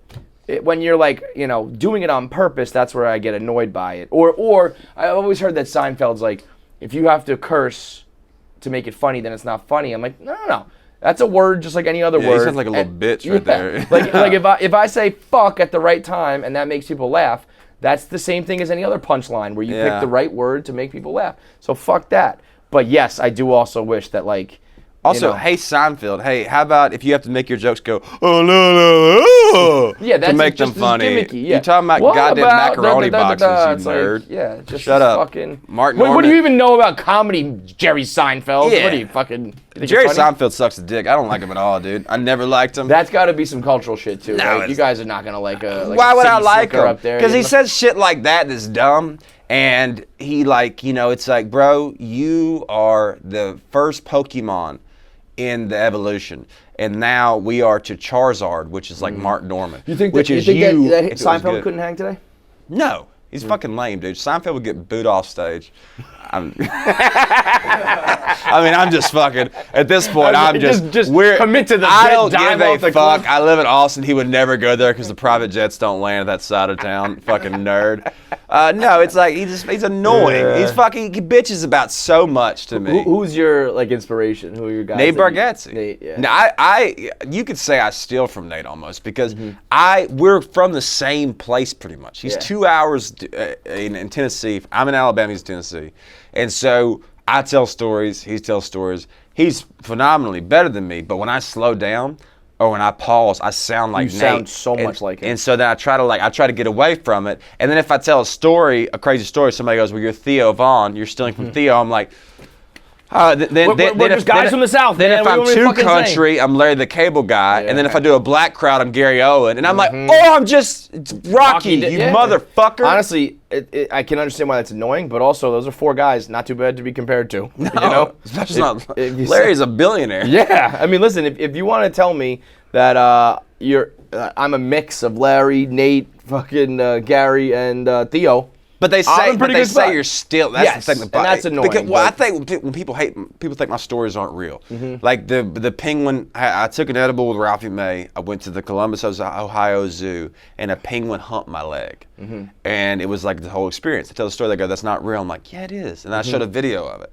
And then on my farm in Alabama, we used to have a pig and a horse. They were two dudes, and they were gay as hell, and they would fuck each other. But the pig would fuck the horse, but he would like try to hop on its back a lot. Like so, the horse would lay down on its side. The pig would hop on and then roll down the hill a lot of times. We lived on a hill, which is better for like seeding and stuff, for like the cucumbers and tomatoes. Yes. And so, and I tell that people are like, "That's fake." I'm like, "No, it's not, motherfucker. Like it's real. Like it's." Feidelberg gets that a lot, where people don't believe his stories, and then every now and like he was telling a story once. Well, it's because he thinks his hair's blonde. That's why. I mean, because he's a fucking idiot. Right? He's a fucking idiot. I mean, yeah. he's walking around with. I mean, I love him if he orange comes hair. in here right now, but like, I mean, no, he's not here. Tell So right fuck to his him. fucking stupid face.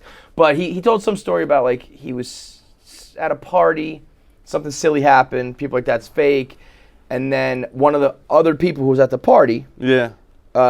Like a fan, it was dating a fan of ours. So it's kind of a convoluted story, but long story short, someone who had heard that story thought it was fake, and then heard someone else tell the same story, and he went, "So wait a minute, Feidelberg's stories are true, huh?" Yeah. Because once you corroborate one story, all of a sudden people are like, "Wait a second, What the fuck? These are all real." Yeah. And then it's like, I mean, again, coming up with stories like this is harder. Like then I'm a comedic genius. Yeah. If I'm fabricating these stories. Well, people think I'm a character. Like people think this is like all like a character. Do you think that's do you think people from New York think that? Like, do you think people from your area believe you, and then people from, not from around New your York area think they're on shrooms? Yeah, when they yeah. Like this is not even real. I don't know. I think that might be it though, because like people from your lifestyle would be like, no, that's a real story. Pigs and horses, yeah, they fuck. Whatever. Yeah, that's and what then sucks. Someone like me, it's like, nah, that can't be real. But I'll tell you a story about like a homeless guy, fucking jerking off on the subway, and you'd be like, is that real? Yeah. We live in different countries, man. Yeah. We really do. That's what I'm saying. We live in and I different think countries. that the South should rise again. Well, Not yeah, for I think you slavery guys, we this should time. definitely chop your. Not for slavery. We should build a wall, is what we should do. I'm cool with that. Yes. 'Cause Mason-Dixon line. See you fucking later. Y'all do not have enough fast food restaurants off the side of your highways either. And y'all are like real weird about this highway shit. Well, y'all have like a McDonald's. Y'all have a couple Sbarros, which is like fucking that's lame. trash, that's and trash. y'all got a couple hot dog places. It's like, where's the Burger King? Where's Taco Burger Bell? King Where's is Chick-fil-A's? For poor people. What? Burger King is for poor people. Okay, so So you can have those. I mean, I spent an hour and 15 minutes to come in here and get to insult it. This doesn't Burger make King sense. is inferior to all other fast food. No, it's not. What's your list? You never give me a list. Give me a My list. list is fuck you. No. Fuck number you, one. suck my dick, drop dead. Are we going locate? Like, this is such a hard thing to do because are you going to really go are stupid, nationwide? Huh? You really are dumb. I mean, an hour and 15 minutes, dude. An hour and 15 minutes. I mean, good Lord. I could have just fucking swiped on Tinder and got on Call Her Daddy, but I fucking came here. All I had to do. You should have done that if you could have, brother. You chose wrong, man. I asked my girlfriend one time, I go, would you be mad if I got on Call Her Daddy? And she go, yeah, I would be fucking furious. Oh. She goes, I mean, any girl who says otherwise is lying. No, honey, it's cool. You could do it. The second you're on there, she'd be. Yeah, do you know what's crazy though about those girls? And we'll get back to they make $60 million. No, that they're how short they are. They're really tiny, by the way, which was shocking. I saw one of them. I was like, what the fuck? You know, like, you were the green girl at fucking the last Rough and Rowdy, you know? Like, what the shit? Wow, Sophia, I didn't know you were back in the game, you know? But no, the one that's doing it now, it's cool. It's wild because in Brookwood, I saw one of my friends wearing a Call Her Daddy shirt. Wow. And I was like, you've reached Brookwood, everywhere, Alabama. Man, that's crazy. The merch is 1,800 people. Nuts. You know, the merch and then is like... they never bought my T-shirts, and I was like, "Fuck me." That's not support, man. Those are not real friends. That's what I got. I got to change it up. I got to start doing a podcast more about because my anal bit did go viral about the butthole stuff. So I need to change that. But like I said, fast food restaurants. If we're gonna go nationwide, like I think number one. And this not being exact, number one's McDonald's. I think McDonald's is a number one for sure. It's a reason why it's McDonald's. It's yeah, McDonald's. I think Cane's Chicken Fingers is a solid I don't even know that one. That's what I'm saying though, because it's culture. So like you don't know which I'm culture. That's Florida, like hurricanes? No, did I make that up? No. What the fuck was that? No, I thought it was like you Cane's, just like, hey, let's name it after a natural disaster, dude. Come into Katrina's Hot Dogs next week.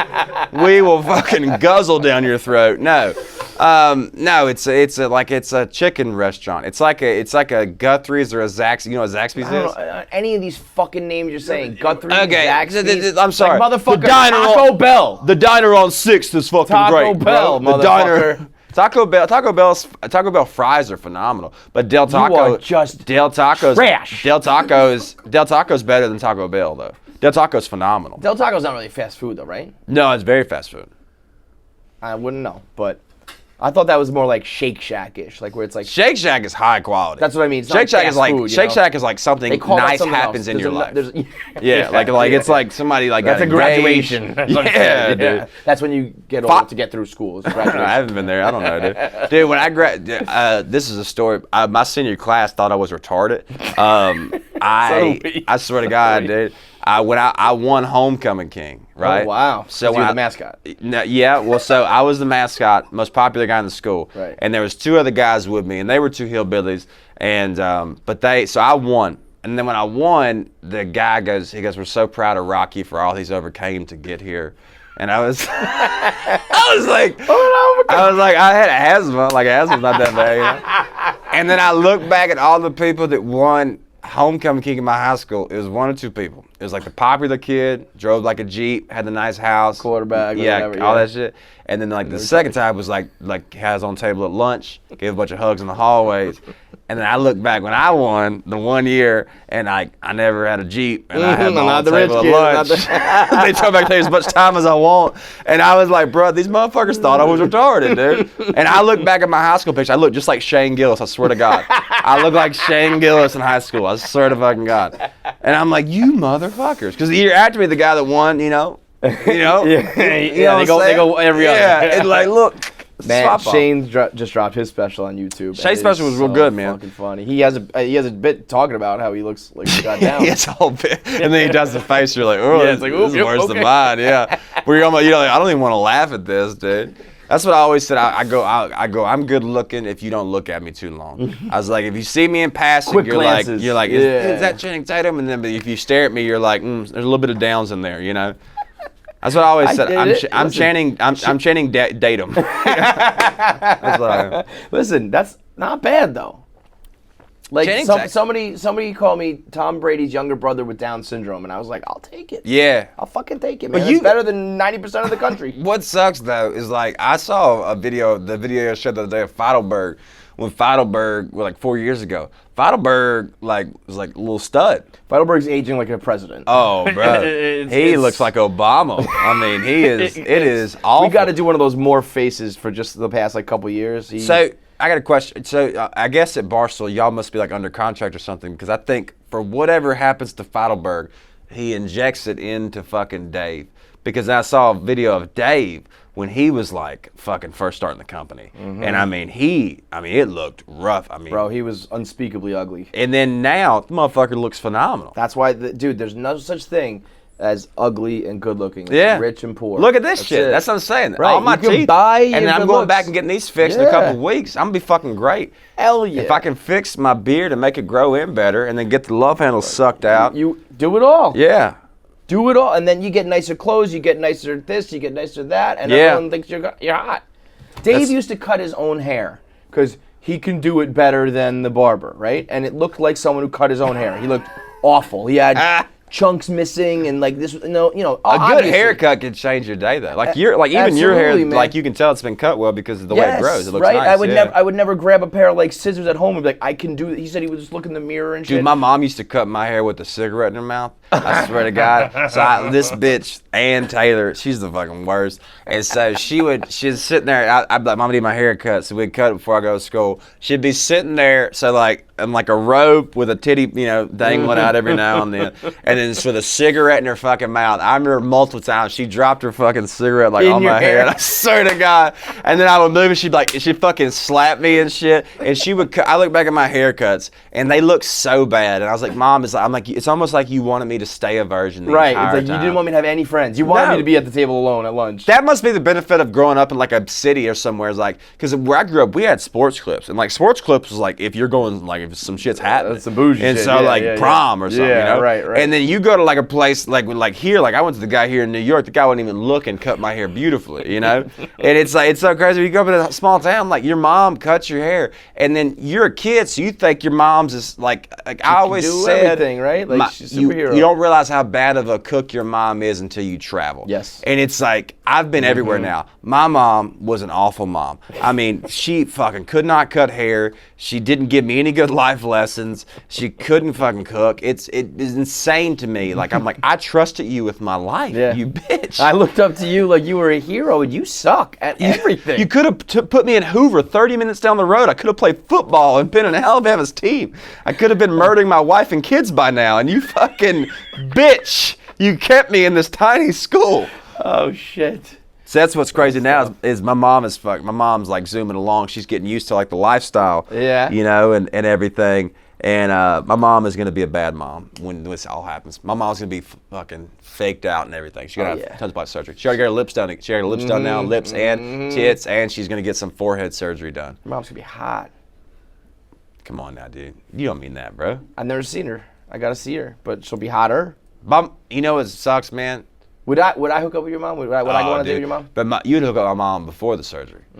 My mom would be out of your league before this. Like my mom, dude. Like, look, man, my mom is like really attractive. Like, and it's not even like being like she's a very pretty woman.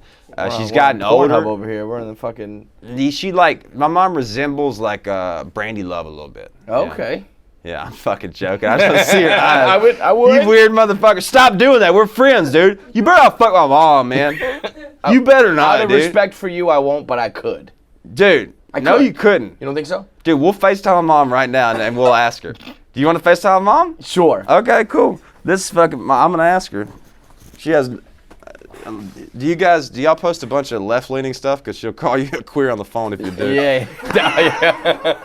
I'm going to tell her I voted for Biden. Yeah, just see what she says. Oh, please don't do that. This will get me all the way canceled. All right. Dude, you better not fuck with mom. All right, cool. This is going to be good. What's her name? Ann. Ann. Let's see, 3 o'clock. She shouldn't be up for work, should she? Is she up for work yet? She may not be up. Hey. Hey, what's up? Check out this leg. I see how him. Cute. Oh my God, look at those chunky rolls. How cute. That she hates me so much. Hey, do you find my friend Kevin attractive? Like, Who's Kevin? he's my buddy right nice here. Nice to meet you. We're doing an interview. Would you go on a date with me? That ain't even right, son. That's a no, man. That's a no. She would have just been like, yeah. I don't go out with anybody. Hey, that's exactly what I wanted to hear. We're on Barstool right now. We're at Barstool Sports. You're on a podcast. Oh, no. No, not your face. Don't worry. It's okay. But I just needed you to tell him. So you just no date for now. No dates. Damn. I love you. Damn it. My mom said, fuck you, Bro, dude. when the baby was on there, I was like, I'm fucked. That's her kid, too. No. No, it'd be crazy. I was like, whoa. I would have been like, you guys are really wild down there, man. Well, no, that's my sister's fourth kid. It's my sister's 22, I mean, when we're 23. FaceTiming a mom and we're busting balls about could I have sex with her, all of a sudden there's a little baby on the fucking thing. It's like, well, this bit's ruined. I can't commit to this joke. Now I'm like, oh, look how cute the chunky legs are. What the fuck am I, you know? Yeah, she's. Did you say something right now though? That would be her thing because she goes to work and tells all of her friends about shit, and she's gonna be like, "Yeah, no Barstool Sports." I was on Barstool. I was on Barstool. I told. What's that boy's name? Because she has an S. She goes KFCs. I told KFCs. I love that. People do it all the Yeah, time. Barstools. Everything's Barstools, Barstools. You yeah. like Barstools? I told KFCs they can't get it. Maybe later can. You know. She told me she would fuck The Rock, which made me mad. You know. But I can't. I posed this question, and maybe you'd be good to answer it. This is gonna sound stupid, but give it some thought because Okay. I know he's super wealthy, super charismatic, a gentleman, funny, and big. So yes, I know women like him, right? Right. But is he viewed as like a sex icon the way that like another actor would be? I don't think he is. I don't think women like see him and like Brad Pitt. You know what I mean? Like I think women get like wet over Brad Pitt, and with The Rock they would certainly probably be with him, but I don't think they're like at home, thinking of him at night when they're fucking. I'll be honest with you, dude. You're not. I know you do. I know you are at No, night dude, sitting like, there just thinking about him, but- I was gonna try to make a joke out of that, but there's nothing really. I think you're actually right. right? Like, I think you're surprising. Like when Brad Pitt and Troy, like, dude, just Right, that's put like it in my ass. Right, you know? Like, right. And The then Rock is like, I'd like to have a conversation with you. you would fuck everyone. Fuck The Rock. No Everyone doubt. would fuck The Rock. No doubt, but I don't think he's But getting I don't feel fantasized like about. maybe because he doesn't do those those parts. Yeah. Also, he's so big, dude. That's why I think know- women might almost be like, I don't know if I can handle that. Yeah. Right? Where it's like he's not like, it's not just like, oh, Brad Pitt's got muscles. The Rock's like. But Brad Pitt also like carried a persona. The same way like Matthew McConaughey like carries like a persona of like I'm sexy. Right, I'm and the The Rock ladies' is like man. I'll break your fucking vagina. Right. Like I'll break it. Right. But I'll put it back together because I'm a good Right. guy. Yes. And I'll yes, start a I'm charity. gentleman. I'll start a charity for your vagina. Exactly. And it'll be Sarah's vagina. Right, We'll right. And raise I'll for cook, inner I'll city cook youth. you an amazing dinner, and we'll Yeah. have a phenomenal conversation. But like, He's almost like a good guy, and then Matthew McConaughey's like, I'm gonna come over, I'm gonna tear it up, I'm gonna leave. Yes, You know. yes. That's I've never thought about that before. That's such a good point. It's a strange because anybody who usually makes it to that level of fame and success and movie And be the star fucking status- beautiful man. Right. But you don't see. He's interesting. never had that part where he's like, "I'm the sexiest fucking guy." Maybe that's next. Maybe he's gonna prove us all Has wrong. he even Like- really had a bunch of sex scenes in I don't- Ballers? He did, but Yeah. in Ballers he's like a coked up fucking Well, yeah, pillhead. because if that guy is an athlete, I think he fucks a lot. But as an actor, I don't know. I mean, of course he fucks. You know what I'm saying? Yeah. But like again, gets that status of like. I guess that is the comparison. Do you think girls go home and fucking fantasize about like a lineman in the NFL? They'll fuck him and they want the money and the lifestyle, and he's big. well, like a popular. Miles Garrett is like a different, you know. Yeah. You ever look at young Wilt Chamberlain? Young Wilt Chamberlain Well, was there's a reason fucking why he was hot. putting up those Oh, numbers, bro. dude. I was Could watching you- him and could Kareem you- the other day. If you could fuck like he could, Yeah. would you?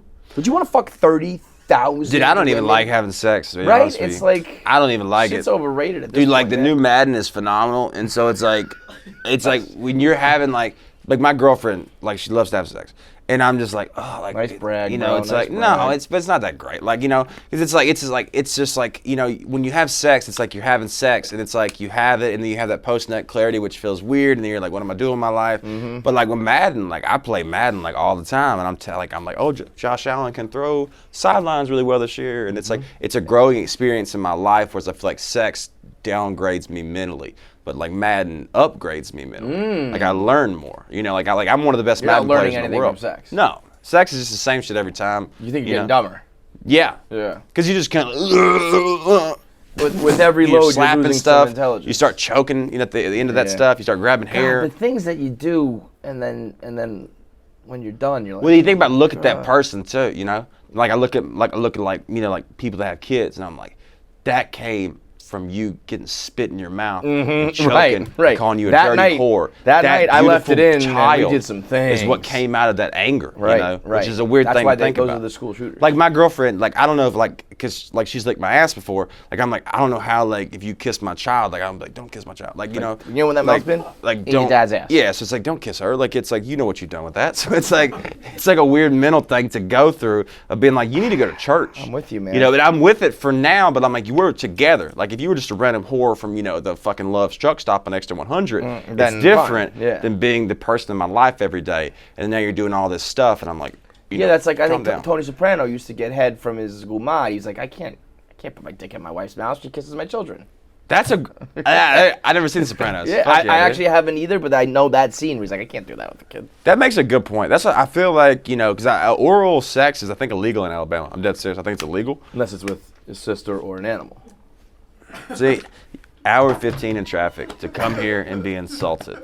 I could have walked next door and I could have done, I could have done lights, camera, action, the podcast for 45 people. But I came in here with you instead, and I did this with you, and this is the respect I fucking get. Well, an hour and 15, man.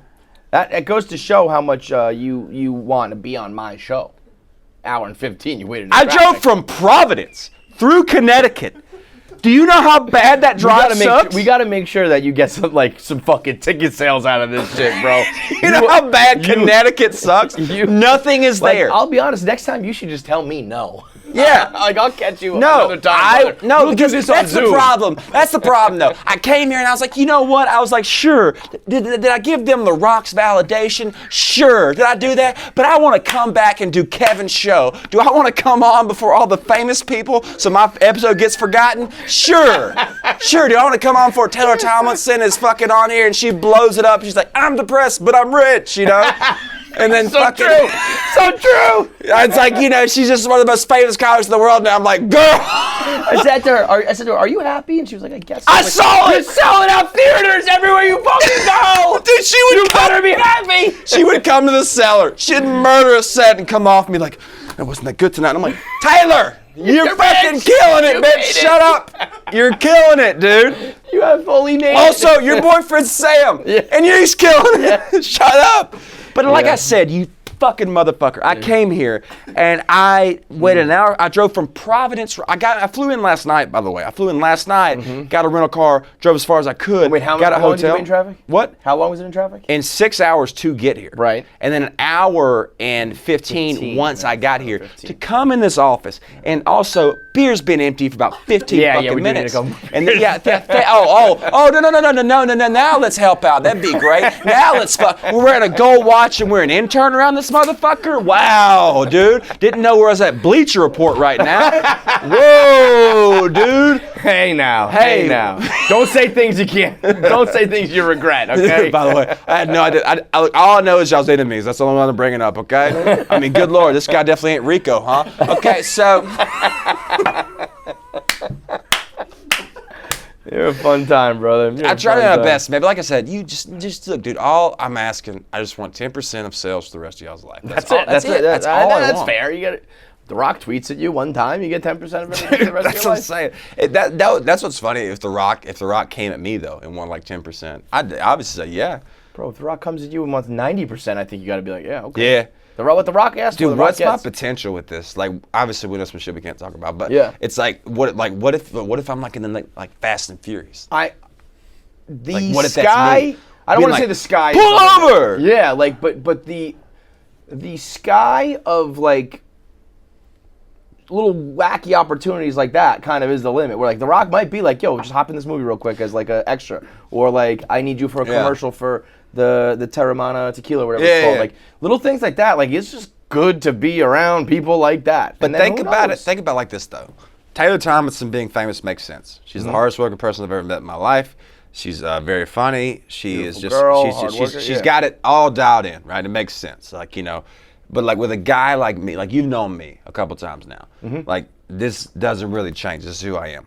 And you can tell, like, once I leave this building, I'm gonna eat McDonald's. I'm gonna drive past a Michelin star restaurant to go to McDonald's when I leave. Right. Right. And so when I get famous, I don't know what I'm gonna do because I'm gonna have money. And with my white trash side, like I literally still like, do the same shit, I'm gonna I feel buy like. some people, Yeah. you know, like not like that, but like I'm gonna like buy like some white people. Like I don't need. I'm like, hey dude, I'll give you $100,000 so you work for me. What would be what's the first thing you're gonna buy when you make it and whatever, however you qualify that? Well, my mom. I told my mom. I told you about the idea of my mom. I wanted to surprise her with a car and stuff. Once my mom's taken care of, and like I get a couple people, like I want to kill one of my cousins. I'll take care of her. Don't worry. Yeah. Dude, she doesn't fucking turn you down, bro. She did. Fuck. You better get in fucking shape, I know, dude. seriously. I was like, what am I? 62-year-old woman. She said no real She quick. said no She fast. didn't, no, not, she laughed first. She just She fucking laughed. She just laughed. Said, I was like, oh, fuck. What, the baby do something cute making you laugh? What you laughing? If I would have showed her him and said, build that wall, build it. Rocky, did they get you, RD? Did they get you? Blink if you need help. Blink if you need help. I told my mom. I said one time, I go, Mom, like, you ever heard of Black Wall Street? She's like, oh, you want to get the Black's Wall Street now? She had no idea what it was. I told you, I don't man, know, different dude. country. I gotta get a Different country, koala bear. I don't know. I want to get koala bear. I wanna Koalas are buy- hot in the streets, man. Yeah, dude. I don't know, dude. Like, I gotta get like a bunch of nice cars and stuff, but like, I don't really want like Oh, a so big. you're gonna be broke real quick. But like a nice. What I was gonna like, say, like honestly, a 2003 I don't think Mazda. I even want a fucking house. Yeah? I want like I'll get a nicer apartment, but I don't want a bunch of bedrooms and a lawn to upkeep and a this that breaks I want like I live in a building where someone takes care of that shit for me. It's a little bit nicer. I have a maid. At my I need house. one of those. I need a maid. I need bro. a chef, and I need a masseuse. A chef. And maybe I can get one that does all three. masseuse is the best, Yes. man. A little. Wake up in the morning, get small like a full Filipino rub. man. Yeah. You know. Yes. Have him come in. What's up, Wait, a Razul? small Filipino man. Right? Yeah. Yes. Yeah. I love women, but like you know, I need rights to are get in those equal, but your fucking- fucking hands are not. You Right. know, like I don't want need- I a need this, little like, Filipino. little- I need no, a fucking- I want you to dig in there. I love when they get close to your legs and they kind of like lifts your nuts a little bit too. They get in and they between your fucking nut get- and your leg. Yep. dude. I have a maid now, and a maid is clutch. Yeah. She comes in once a month. She cleans up, just does everything. Puts my little toilet paper in squares, little squares at the end of it, which is pretty sick. I got Gladys. She comes once a month as well, and Gladys she, White? No. Why is her Gladys name White, Gladys? I don't know. What's her name? Fucking Gladys. She's a Spanish woman named Gladys. Gladys. Yeah. She cleans. Bro, my kids come through and rip my shit to shreds, and I try to help out and like make sure it's not a total disaster, but it's a total disaster. And she comes through and cleans it all up like that, but she also puts things in places that just don't make any fucking sense. Yeah. And I respect that she's like, well, then I'm just putting this here and this here because you left me a mess. But also I'm like, why did you put like this why is Alexa in the fucking fridge? Like, what's going on here? You know what I it's mean? different because it's different cultures, man. They in some, I think, because this, I mean, my bitch, I love her to death, but that bitch, I mean, she mixes up stuff so bad, and I'm just puts towels in the dishwasher. I'm like, girl, I don't know what I guess you're as doing, long as you it's know? just like looks clean, fine. But It's- this doesn't make any fucking sense. But like, why do white people suck? Though? That's a good question. Like we just don't. How long we're you not got, clean. brother? Yeah, exactly. Like, How why do long we you not got? like we don't? we got clean. no culture. We're not cool. We're not clean. We're not nice. We're Yeah. spoiled. It's the worst. I don't know. I mean, I'm Native American, so I can't even. Oh claim yeah. that. Yeah. How much percentage? What percentage are you? Amen. Amen. You know, like I believe in our Lord and Savior Jesus Christ, and He carries me through every day. He gets me through it. Did you grow up religious? Yeah, I grew up really religious. Do you still believe? No, it's Nah. fake as shit. Yeah, you got a brain, right? No, I mean, it's so crazy to me. Like, you know, my family's like, the Democrats are fucking, when babies are born, they put a towel over them and kill them and give them to Planned Parenthood. And then I'm like, no, that's not how it happens. I'm like, there's systematic racism that happens in this country through police brutality. Like, sure oh, you that's a big believe that? take. I'm sure- yeah. You believe that shit? Right. I'm like, yeah, I mean, Right. yeah, dude. Like, it I makes do. sense. Yeah. Are you like one? I mean, you do travel around a lot now. You've gotten out of where you were raised. You've experienced a lot. That I'd imagine there are some people in town who like haven't gotten out and haven't seen. I've gotten the best of both worlds. I grew up, S-Town was the big podcast. It was on iTunes. It was #1 for a while. I'm from S-Town, basically. I'm from Brookwood. So I knew all the Berts involved in that whole podcast and everything. If you haven't, go listen to S-Town. It's phenomenal. So I knew all those people, and I grew up right beside that. And so that's where the Klan started in Alabama, was in Bibb County. And so I knew all those people. So I moved from there when I was like 21 to New York here. And I meet these, women. Was that for comedy? Yeah. For work, yeah. And then I meet these like women that are far liberal that are like, men, by breathing every day, you are killing women's rights or whatever, bullshit. And so I've seen both of these sides of this like craziness. And so I'm kind of in the middle. And so people are like, and it's like black people have issues in this country.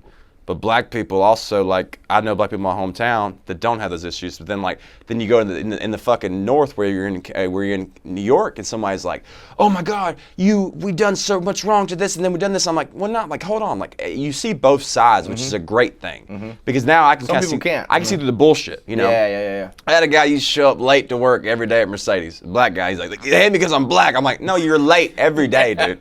You're late every day here. You've been late.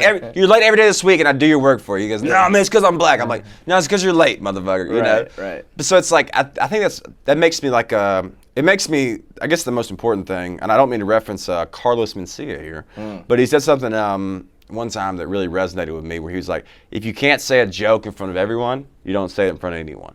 And so with me, I've been around so many different cultures. Like just like briefly, whether it's in New York or in the South, I've been around the liberals and the conservatives. I've been around far left, far right, and I've learned how to make my jokes work for everyone, which I feel like very important because a lot of comics you meet in New York, I mean, I go to the cellar and they're like, "The white man is evil. He's taking our power." It's like, do that in Des Moines, bitch. Right. See how many tickets Good luck you sell. selling tickets in Brooklyn. Like go to Brooklyn, sell your tickets because you're never traveling. Man. Yeah. I think that's important though to meet these people and to be around people that are different from you. And like black crowds the same way. Black crowds love being made fun of. They love it. But then you have a lot of white people come in, they're like, my love, I'm white and I'm weird. And they're like, shut up, dude. Yeah, you got to do it. You have to, you resonate to people. Yes, that's the big thing is learning how to connect with people. Right. And as disconnected as I am from people, I still have been in the culture long enough to learn, like, you don't have to change who you are. If you're honest, you can get by with anything. Anything, dude. With a little bit, you got to be talented too, though. I don't think I'm talented at all. I don't think, dude, what I do, there is no talent behind it. It is 110% just honesty and just fucking around. I am the least talented guy. I would say that about myself, and Fights is a guy who says the same thing, and like, I know where you're coming from, but also, you're wrong. Because like, you are talented. You're not, like, there's a lot of people who are honest, and a lot of people who just spill their guts and all that shit that are not, but they're not honest, they're fucking nerds, and they suck. That's the issue. But listen, anybody who can put together an act, be funny on stage, tweak it, change it, write it, present it in a way that makes everybody laugh, like that's a talent. It is. I don't think it is. I think it's something. But that's because you're dumb. Yeah. You're talented, but like, you're look, this fucking stupid. This camera right here, color grading that footage, couldn't do it in a million years. I've tried to learn how to do that. Yeah, that shit is impossible. Right, but that's another talent. These guys can do that. Like, what you have is, and they, normal people like us can't do what you do. I think I think stand-up comedy is. Could you put together a full hour? You think? No. I think you could. No. I opened for Josh Wolf once as just like a stand-up, doing stand-up comedy. Josh, not like Josh, yeah.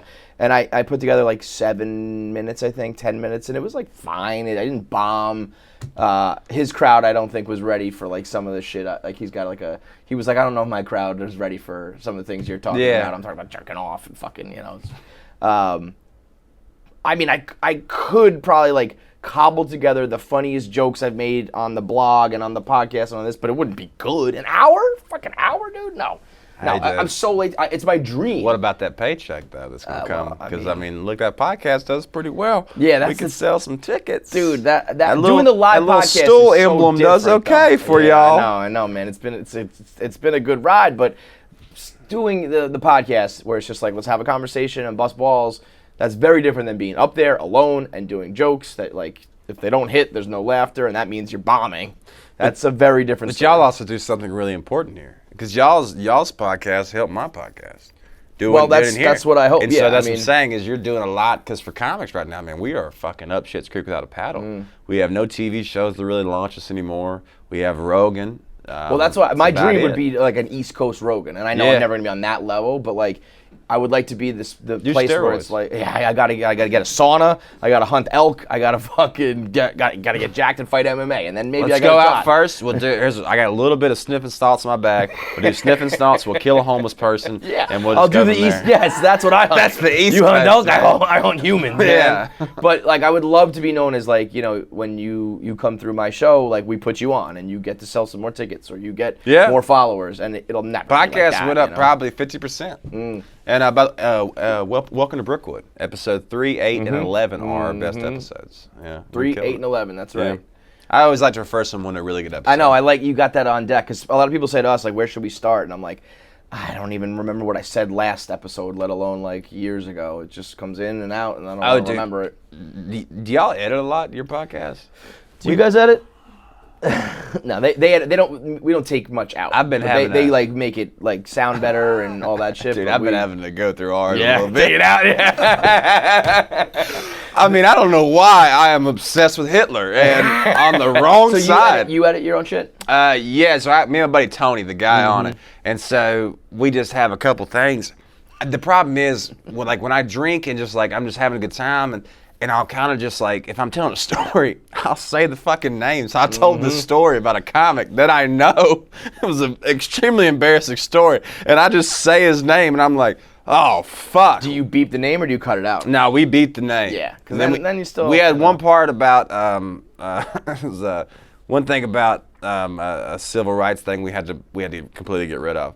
I sent it to my agent. He goes, Nah, I don't do it. He Yeah, goes, actually, we had something recently. What was it? I think it was what was that debate with Jen we had recently? But we ended up running it. It was talking about like having sex with children or something like that, right? That was the most recent thing that was like. If your dick could cure cancer. It's a great question. If your dick could cure cancer, yeah, you have to fuck the person with cancer. yeah, And there's like, you know, an 11-year-old who's gonna die of cancer. yeah. Gotta do it. Yes. And that was, we had like a debate about can we run that and do we have a sponsor that's going to be in front of that or after that. I was like, this is a debate about curing cancer. I don't know what you're I talking feel like about. that's like Roman swipes that goes like right after that. Like, guys, Make while your you're dick saving heroic. kids, Yeah. do you want to last longer? You know, like that's not a could bad. save more people. But I think at this point, I got a good feel for like, I don't want to, there's a lot to lose now, unfortunately. Like That's what we, sucks We is used to when you let have it to fly. Yeah. So two things changed. One, like the climate and the landscape. Yeah. And like, I don't even necessarily care about like me, but it's like if I fuck this all up and they don't have a job and these guys don't make it and they're, I'm fucking up these his guys shit are and their never shit. gonna do anything These else. are I mean, bums, these are fucking look bums, at these fucking just look at carrying this them around fucking like guy right here. luggage. You know? But like that's so I don't fuck around with it anymore. Like if I'm about to say something that I really think is fucked up, I'm just like, well, I'm not gonna. Which does suck though. I don't like that. I like just letting it rip. And I would love to be, you know, maybe one day I get some money from this, do a Patreon, do something where it's like only my people are listening, and I'm gonna. That's fucking why I started say a it all, Patreon. man. I started a Patreon so I could talk about, like, I announced the big thing that we know between me and you, and I announced that on there because I was like, this is my Patreon. I can say whatever the fuck I want on here. And so I went on there and I'm saying whatever I want. And it's cool. So your people know now. Yeah. Well, the issue is just growing the Patreon Right. with my engagement being at 94%. Well, that's what hopefully less. we'll help out with that kind of shit and get more and more people to know about it and talk about it word of the mouth. Patreon is, I feel like it's something necessary. Like I looked up, you know, like Chris Stefano does one, Mark and Joe yeah, I do mean, one. at this point, I mean, it's- Tim Dillon is. I mean, that one. I went over to Tim's house the other day and I was talking to him and I was like, hey man, you know this is like crazy, right? Like you know. Does he know it? Does he? Like yeah, he does goes, oh no, it's understand it? insane. Yeah, like okay, yeah. I'm like, bro, you make like what Big what money. people would kill for to make in a year and a year and a month, month. off one episode. I know. Audio only. One, I know, On it's your like it's barely Patreon. work. A fucking week. He had the perfect storm of, you know, obviously wildly talented, but the timing of it all with politics being hot and that being his forte. And the Rogan. pandemic and beginning The on Rogan Rogan thing like every started other to- week. Like, I'm getting pissed off though. I'm getting mad. that you're not getting on there? I'm really getting upset. You're ready for your time. Because I live in Austin. Yeah. I'm on the wall. Right. They painted a whole wall of Austin comics. I'm one of You're there. 11. Me, Segura, Ron White, Rogan, Brian Redband, Tony Hinchcliffe. I'm on the wall. And that motherfucker don't know me yet. It is. You think Joe is like, who's that fucking? That must be the artist. He put his own face on there. I don't know, dude. It's making me mad. I just want to be Rogan's. But it's tough I just because want to wrestle with him. I want to touch his body, dude. You know, I just want to fucking rub him. And I want to smell. She's like, you know what you smell gotta like do? money. Work the cigar angle. He likes cigars, right? He loves cigars. Yeah. He smokes Foundation, which is a very good cigar. Yeah. It's not as good as my, oh my God, no, my Christoph. I have a cigar launching. Oh my goodness. I have a cigar That's launching, Would and you like to show it? Do we have? yeah. I mean, I have a picture right here. Yeah, I mean, it's unbelievable. It's just so it's amazing how it's that- so crazy how that just popped naturally up. popped up like that. Naturally, I mean, it's pretty insane. My mom texted like- back. He's not attractive. So crazy. So I don't even know. I mean, I could share Yeah, that. look with at you. that, Just sure. let me look at that We'll right put here. it You in, yeah. This guy has no idea what to do with this, is he? This guy's like, he's like, you show me your phone. He has this 2022 airdrop it, bitch. I have my own cigar coming out with Pravada, who's a exclusive cigar club. Christoph as well, which is Boston Stand Up. You know, go up there. I feel like you could smoke some cigars with him, and then that's you're in. I would love But it. as I understand it, like you can't like ask to be on it, then you're never gonna get on it. Yeah. And if like for instance, if you were to go on another podcast and like whine about it and cry about not getting on there, and then you would Yeah, see like that that would would never make put no you sense on. to do that, That would right? be- But that it would be like pisses shooting me yourself off. right He in the- won't have me on. Dude, I'm gonna get. I think I will. I think my Rogan will do well when I do it. Yeah. Because I can just tell you, we're gonna smoke cigars, which give me a good little body high, and then we're Make fun gonna of drink. And if he asks me to do DMT, I will do DMT. Definitely. And by the end of that podcast, I will be talking about how the vaccine's fake and everyone's gonna die from it. Like I'm a guy. I go along with everything in the room. Yes. I go. I'm like. I'll Sure. go along with whatever Psychedelic we're drugs, talking like, about. yep, okay, and I'm like okay. DMT and be like, yes, the vaccine gives you dick problems. Like I will 100% by the end of that podcast. I think that Rogan must not like Barstool. Because he is never, like, by now Dave should have been on Rogan. Like, Yeah, Dave's I going to would be a so watch billionaire Dave because in this I watched space. Bill and Burt Dave, and Yeah. Bill and Burt with David on. I don't know because he talks about Dave. He's talking about the pizza, but I don't know. It is. He has He said mentioned us pizza in- guy though, right? Right. Pizza It's always guy. like, it's in very much in passing. He's Yeah. like, oh yeah, I saw that Barstool like got acquired and made some money, or like, oh yeah, that pizza guy, and it's like, I just by now he would have talked about it or like. Dude, don't worry about this. Look, let me tell you something right now. I am where I am in my life now. I make enough money where I can ride out comedy forever. I don't need anyone. I can make $1,500 a week for the rest of my life. It's a good feeling. Good feeling. Yeah. I don't have to go back to the coal mines or nothing, right? Yeah, yeah, So this is where I live. So I can say whatever I want. I'm gonna go on Rogan for you guys, and I'm gonna oil my chest down before. And I'm gonna stand up and say, I'm gonna be like, hey, what's up, dude? Joe, why do you not bring on any Barstool people? And he's gonna be like, I don't know, man. I don't know, dude. I'm like, Joe, do it now. And he's gonna say, yeah. Okay. And I'm gonna have you guys sorry. on. I'm sorry, Or Rocky. he's gonna fucking karate kick me in the goddamn head. Yep. You know what I love? One time Rogan did a segment where he was talking about like being able to fight and shit. And because can you fight? So here's what sucks. I would love to say yeah, but these fuckers watching on these cameras right now are gonna laugh at me in the comments. You can't say you can fight. Right. You can't. Because then some like black belt will be like, and it's like, yeah, I'm not saying I could beat up everyone in the world. So but, like if we got in a bar fight, I like, was you an would- you all-state would win? wrestler. I was an Oh, all-state yeah. wrestler. Right. I trained Muay Thai Okay. for about 3 or 4 years. You're great. Wrestlers And are crazy. I was a jiu-jitsu guy for about 2 or 3 years. So then, yes, motherfucker. But you can't say No, that but you're because right, the comments like this guy thinks he's a hard ass. But to someone like me, who it's like, I once did gymnastics when I was 7. It's like, yeah, you can fucking fight, dude. Yeah. But I remember Rogan saying like, he was like, yeah, man, like, I think he was just talking about people who run their mouth, and he was like, I'll break both of your arms and leave you right on the fucking floor, man. Like, you won't be able to stand up because I'll break all your bones, dude.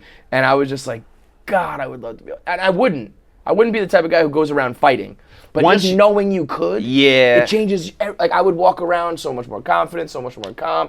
Every room I walked into, I'd be like, if shit goes down and for some reason this breaks out into a fight, like, I'm good. That is the cool thing about knowing how to fight is you don't ever panic. Right. Right.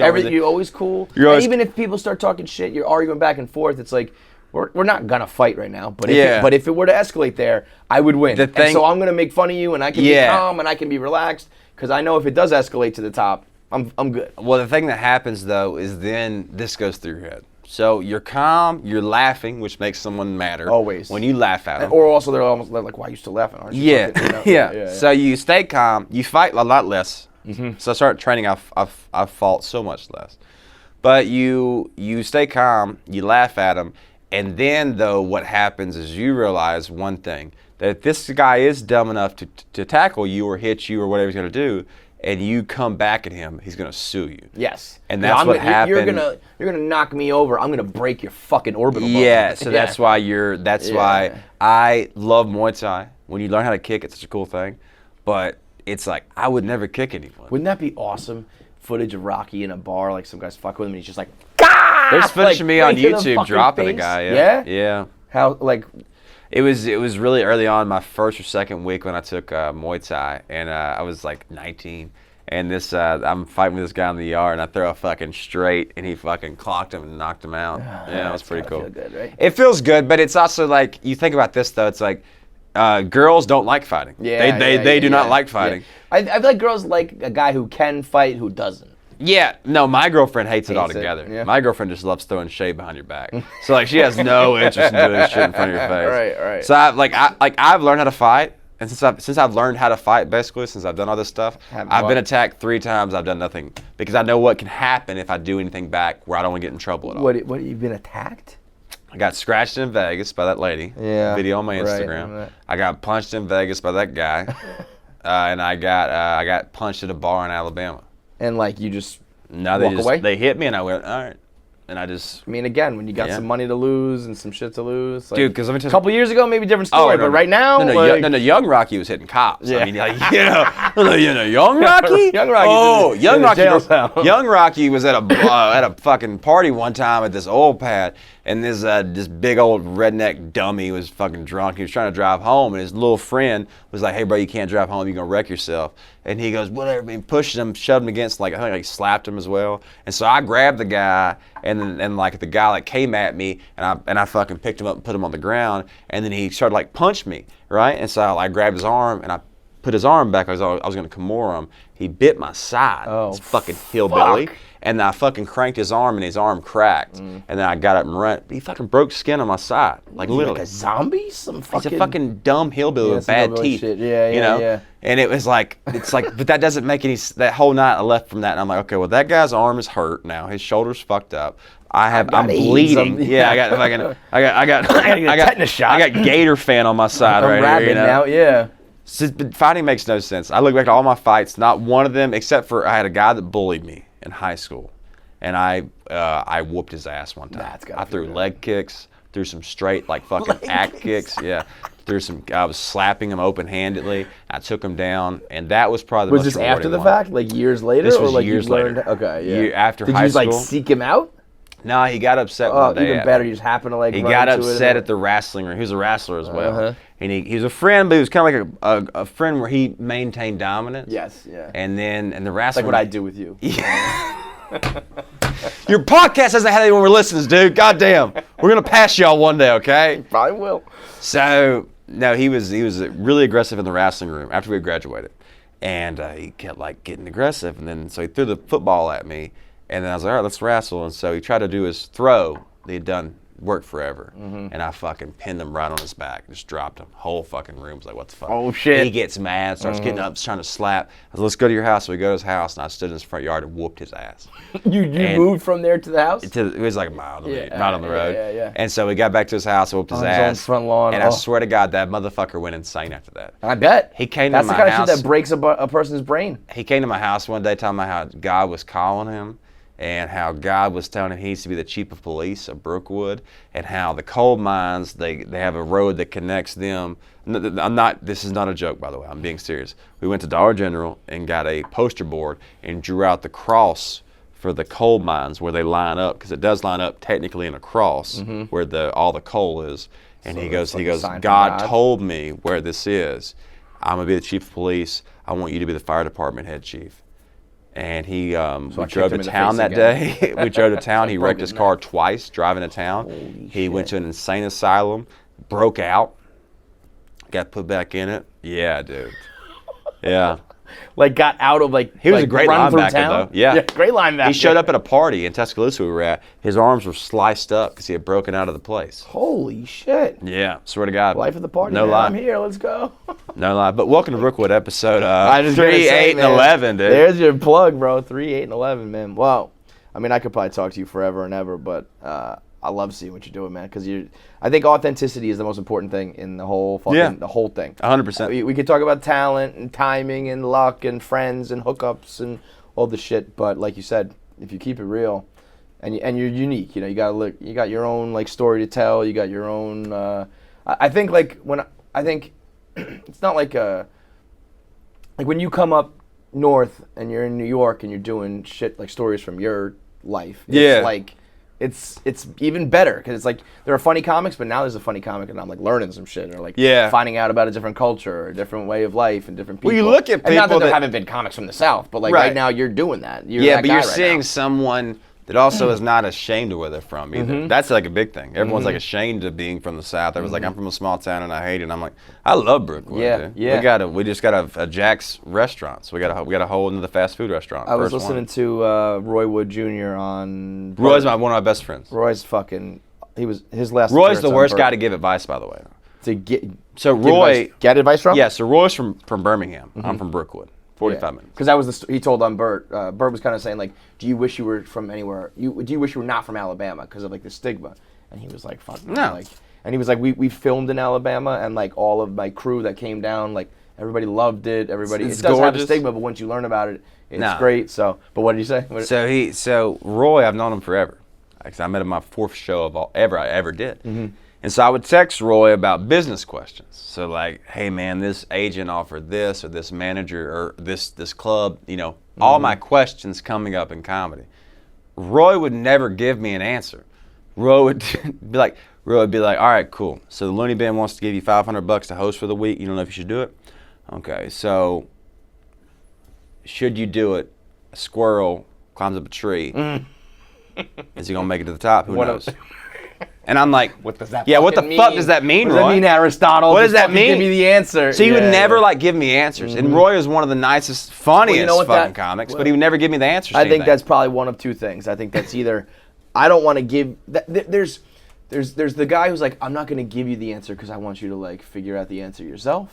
And then there's the answer. Then there's the guy who's like, I don't want to give you advice that's wrong, and then you fucking blame me. Yeah, I'm the second guy. Well, because then I would be the first one. Like, I would text him what I said, and then he would be like, "That's exactly what I want you to do." I'm like, "Bitch, you just told me a fucking if mold grows out of a shoe, like what are you talking about?" Yeah, then nothing could be his fault, man. Yeah, that's what me and Terry. Terry, I brought Terry in last time. Terry Thomas. And we both dealt with that because Roy's like the guy from Alabama. Sure, I mean, and like he's like the business. I mean, he's like the real side. Business. Like he's been through it all and stuff. And who knows where he's gonna go in this industry? And so it's such good to have a guy, but not like that's like it's cool to have someone like Roy to like a black guy that they're not ashamed of being from Alabama. Because obviously me, I look like I've been there forever, baby. Right. Yep. Remember the Titans? You know what I'm saying? But. It's good to have people because I love where I'm from and I hate this fucking city and I come back just for my best friends like you, and that's all I come back for. 1 hour and 15 minutes. Man. 1 hour and 15 minutes. 1 hour 15. By the way, the podcast is longer than that. So an hour and 15 in traffic, and we did how long is this? 140. 140. So you got 25 minutes worth. What the fuck, dude? You better share this. Put some on all your guys' socials, dude. And I'm gonna share it too. We're gonna blow this up. We're gonna blow this up. Fuck Instagram for suppressing. And then Taylor's gonna post one story about it. It's gonna be the biggest fucking show in the world. Taylor Tomlinson talks about depression. It's like goddamn huge. Also, Taylor Tomlinson saw 19 shows at the fucking Wilmore. He fucking kills me. That's the game, man. That's the fucking game, dude. My dude. Love you, brother. Thank you, man. That was great. That was funny shit. If you're watching on YouTube, click here to subscribe so that you get all the new episodes as they come out. And John, what should they click if they want notifications? Make sure you click thumbs up for the like. Hit that bell icon.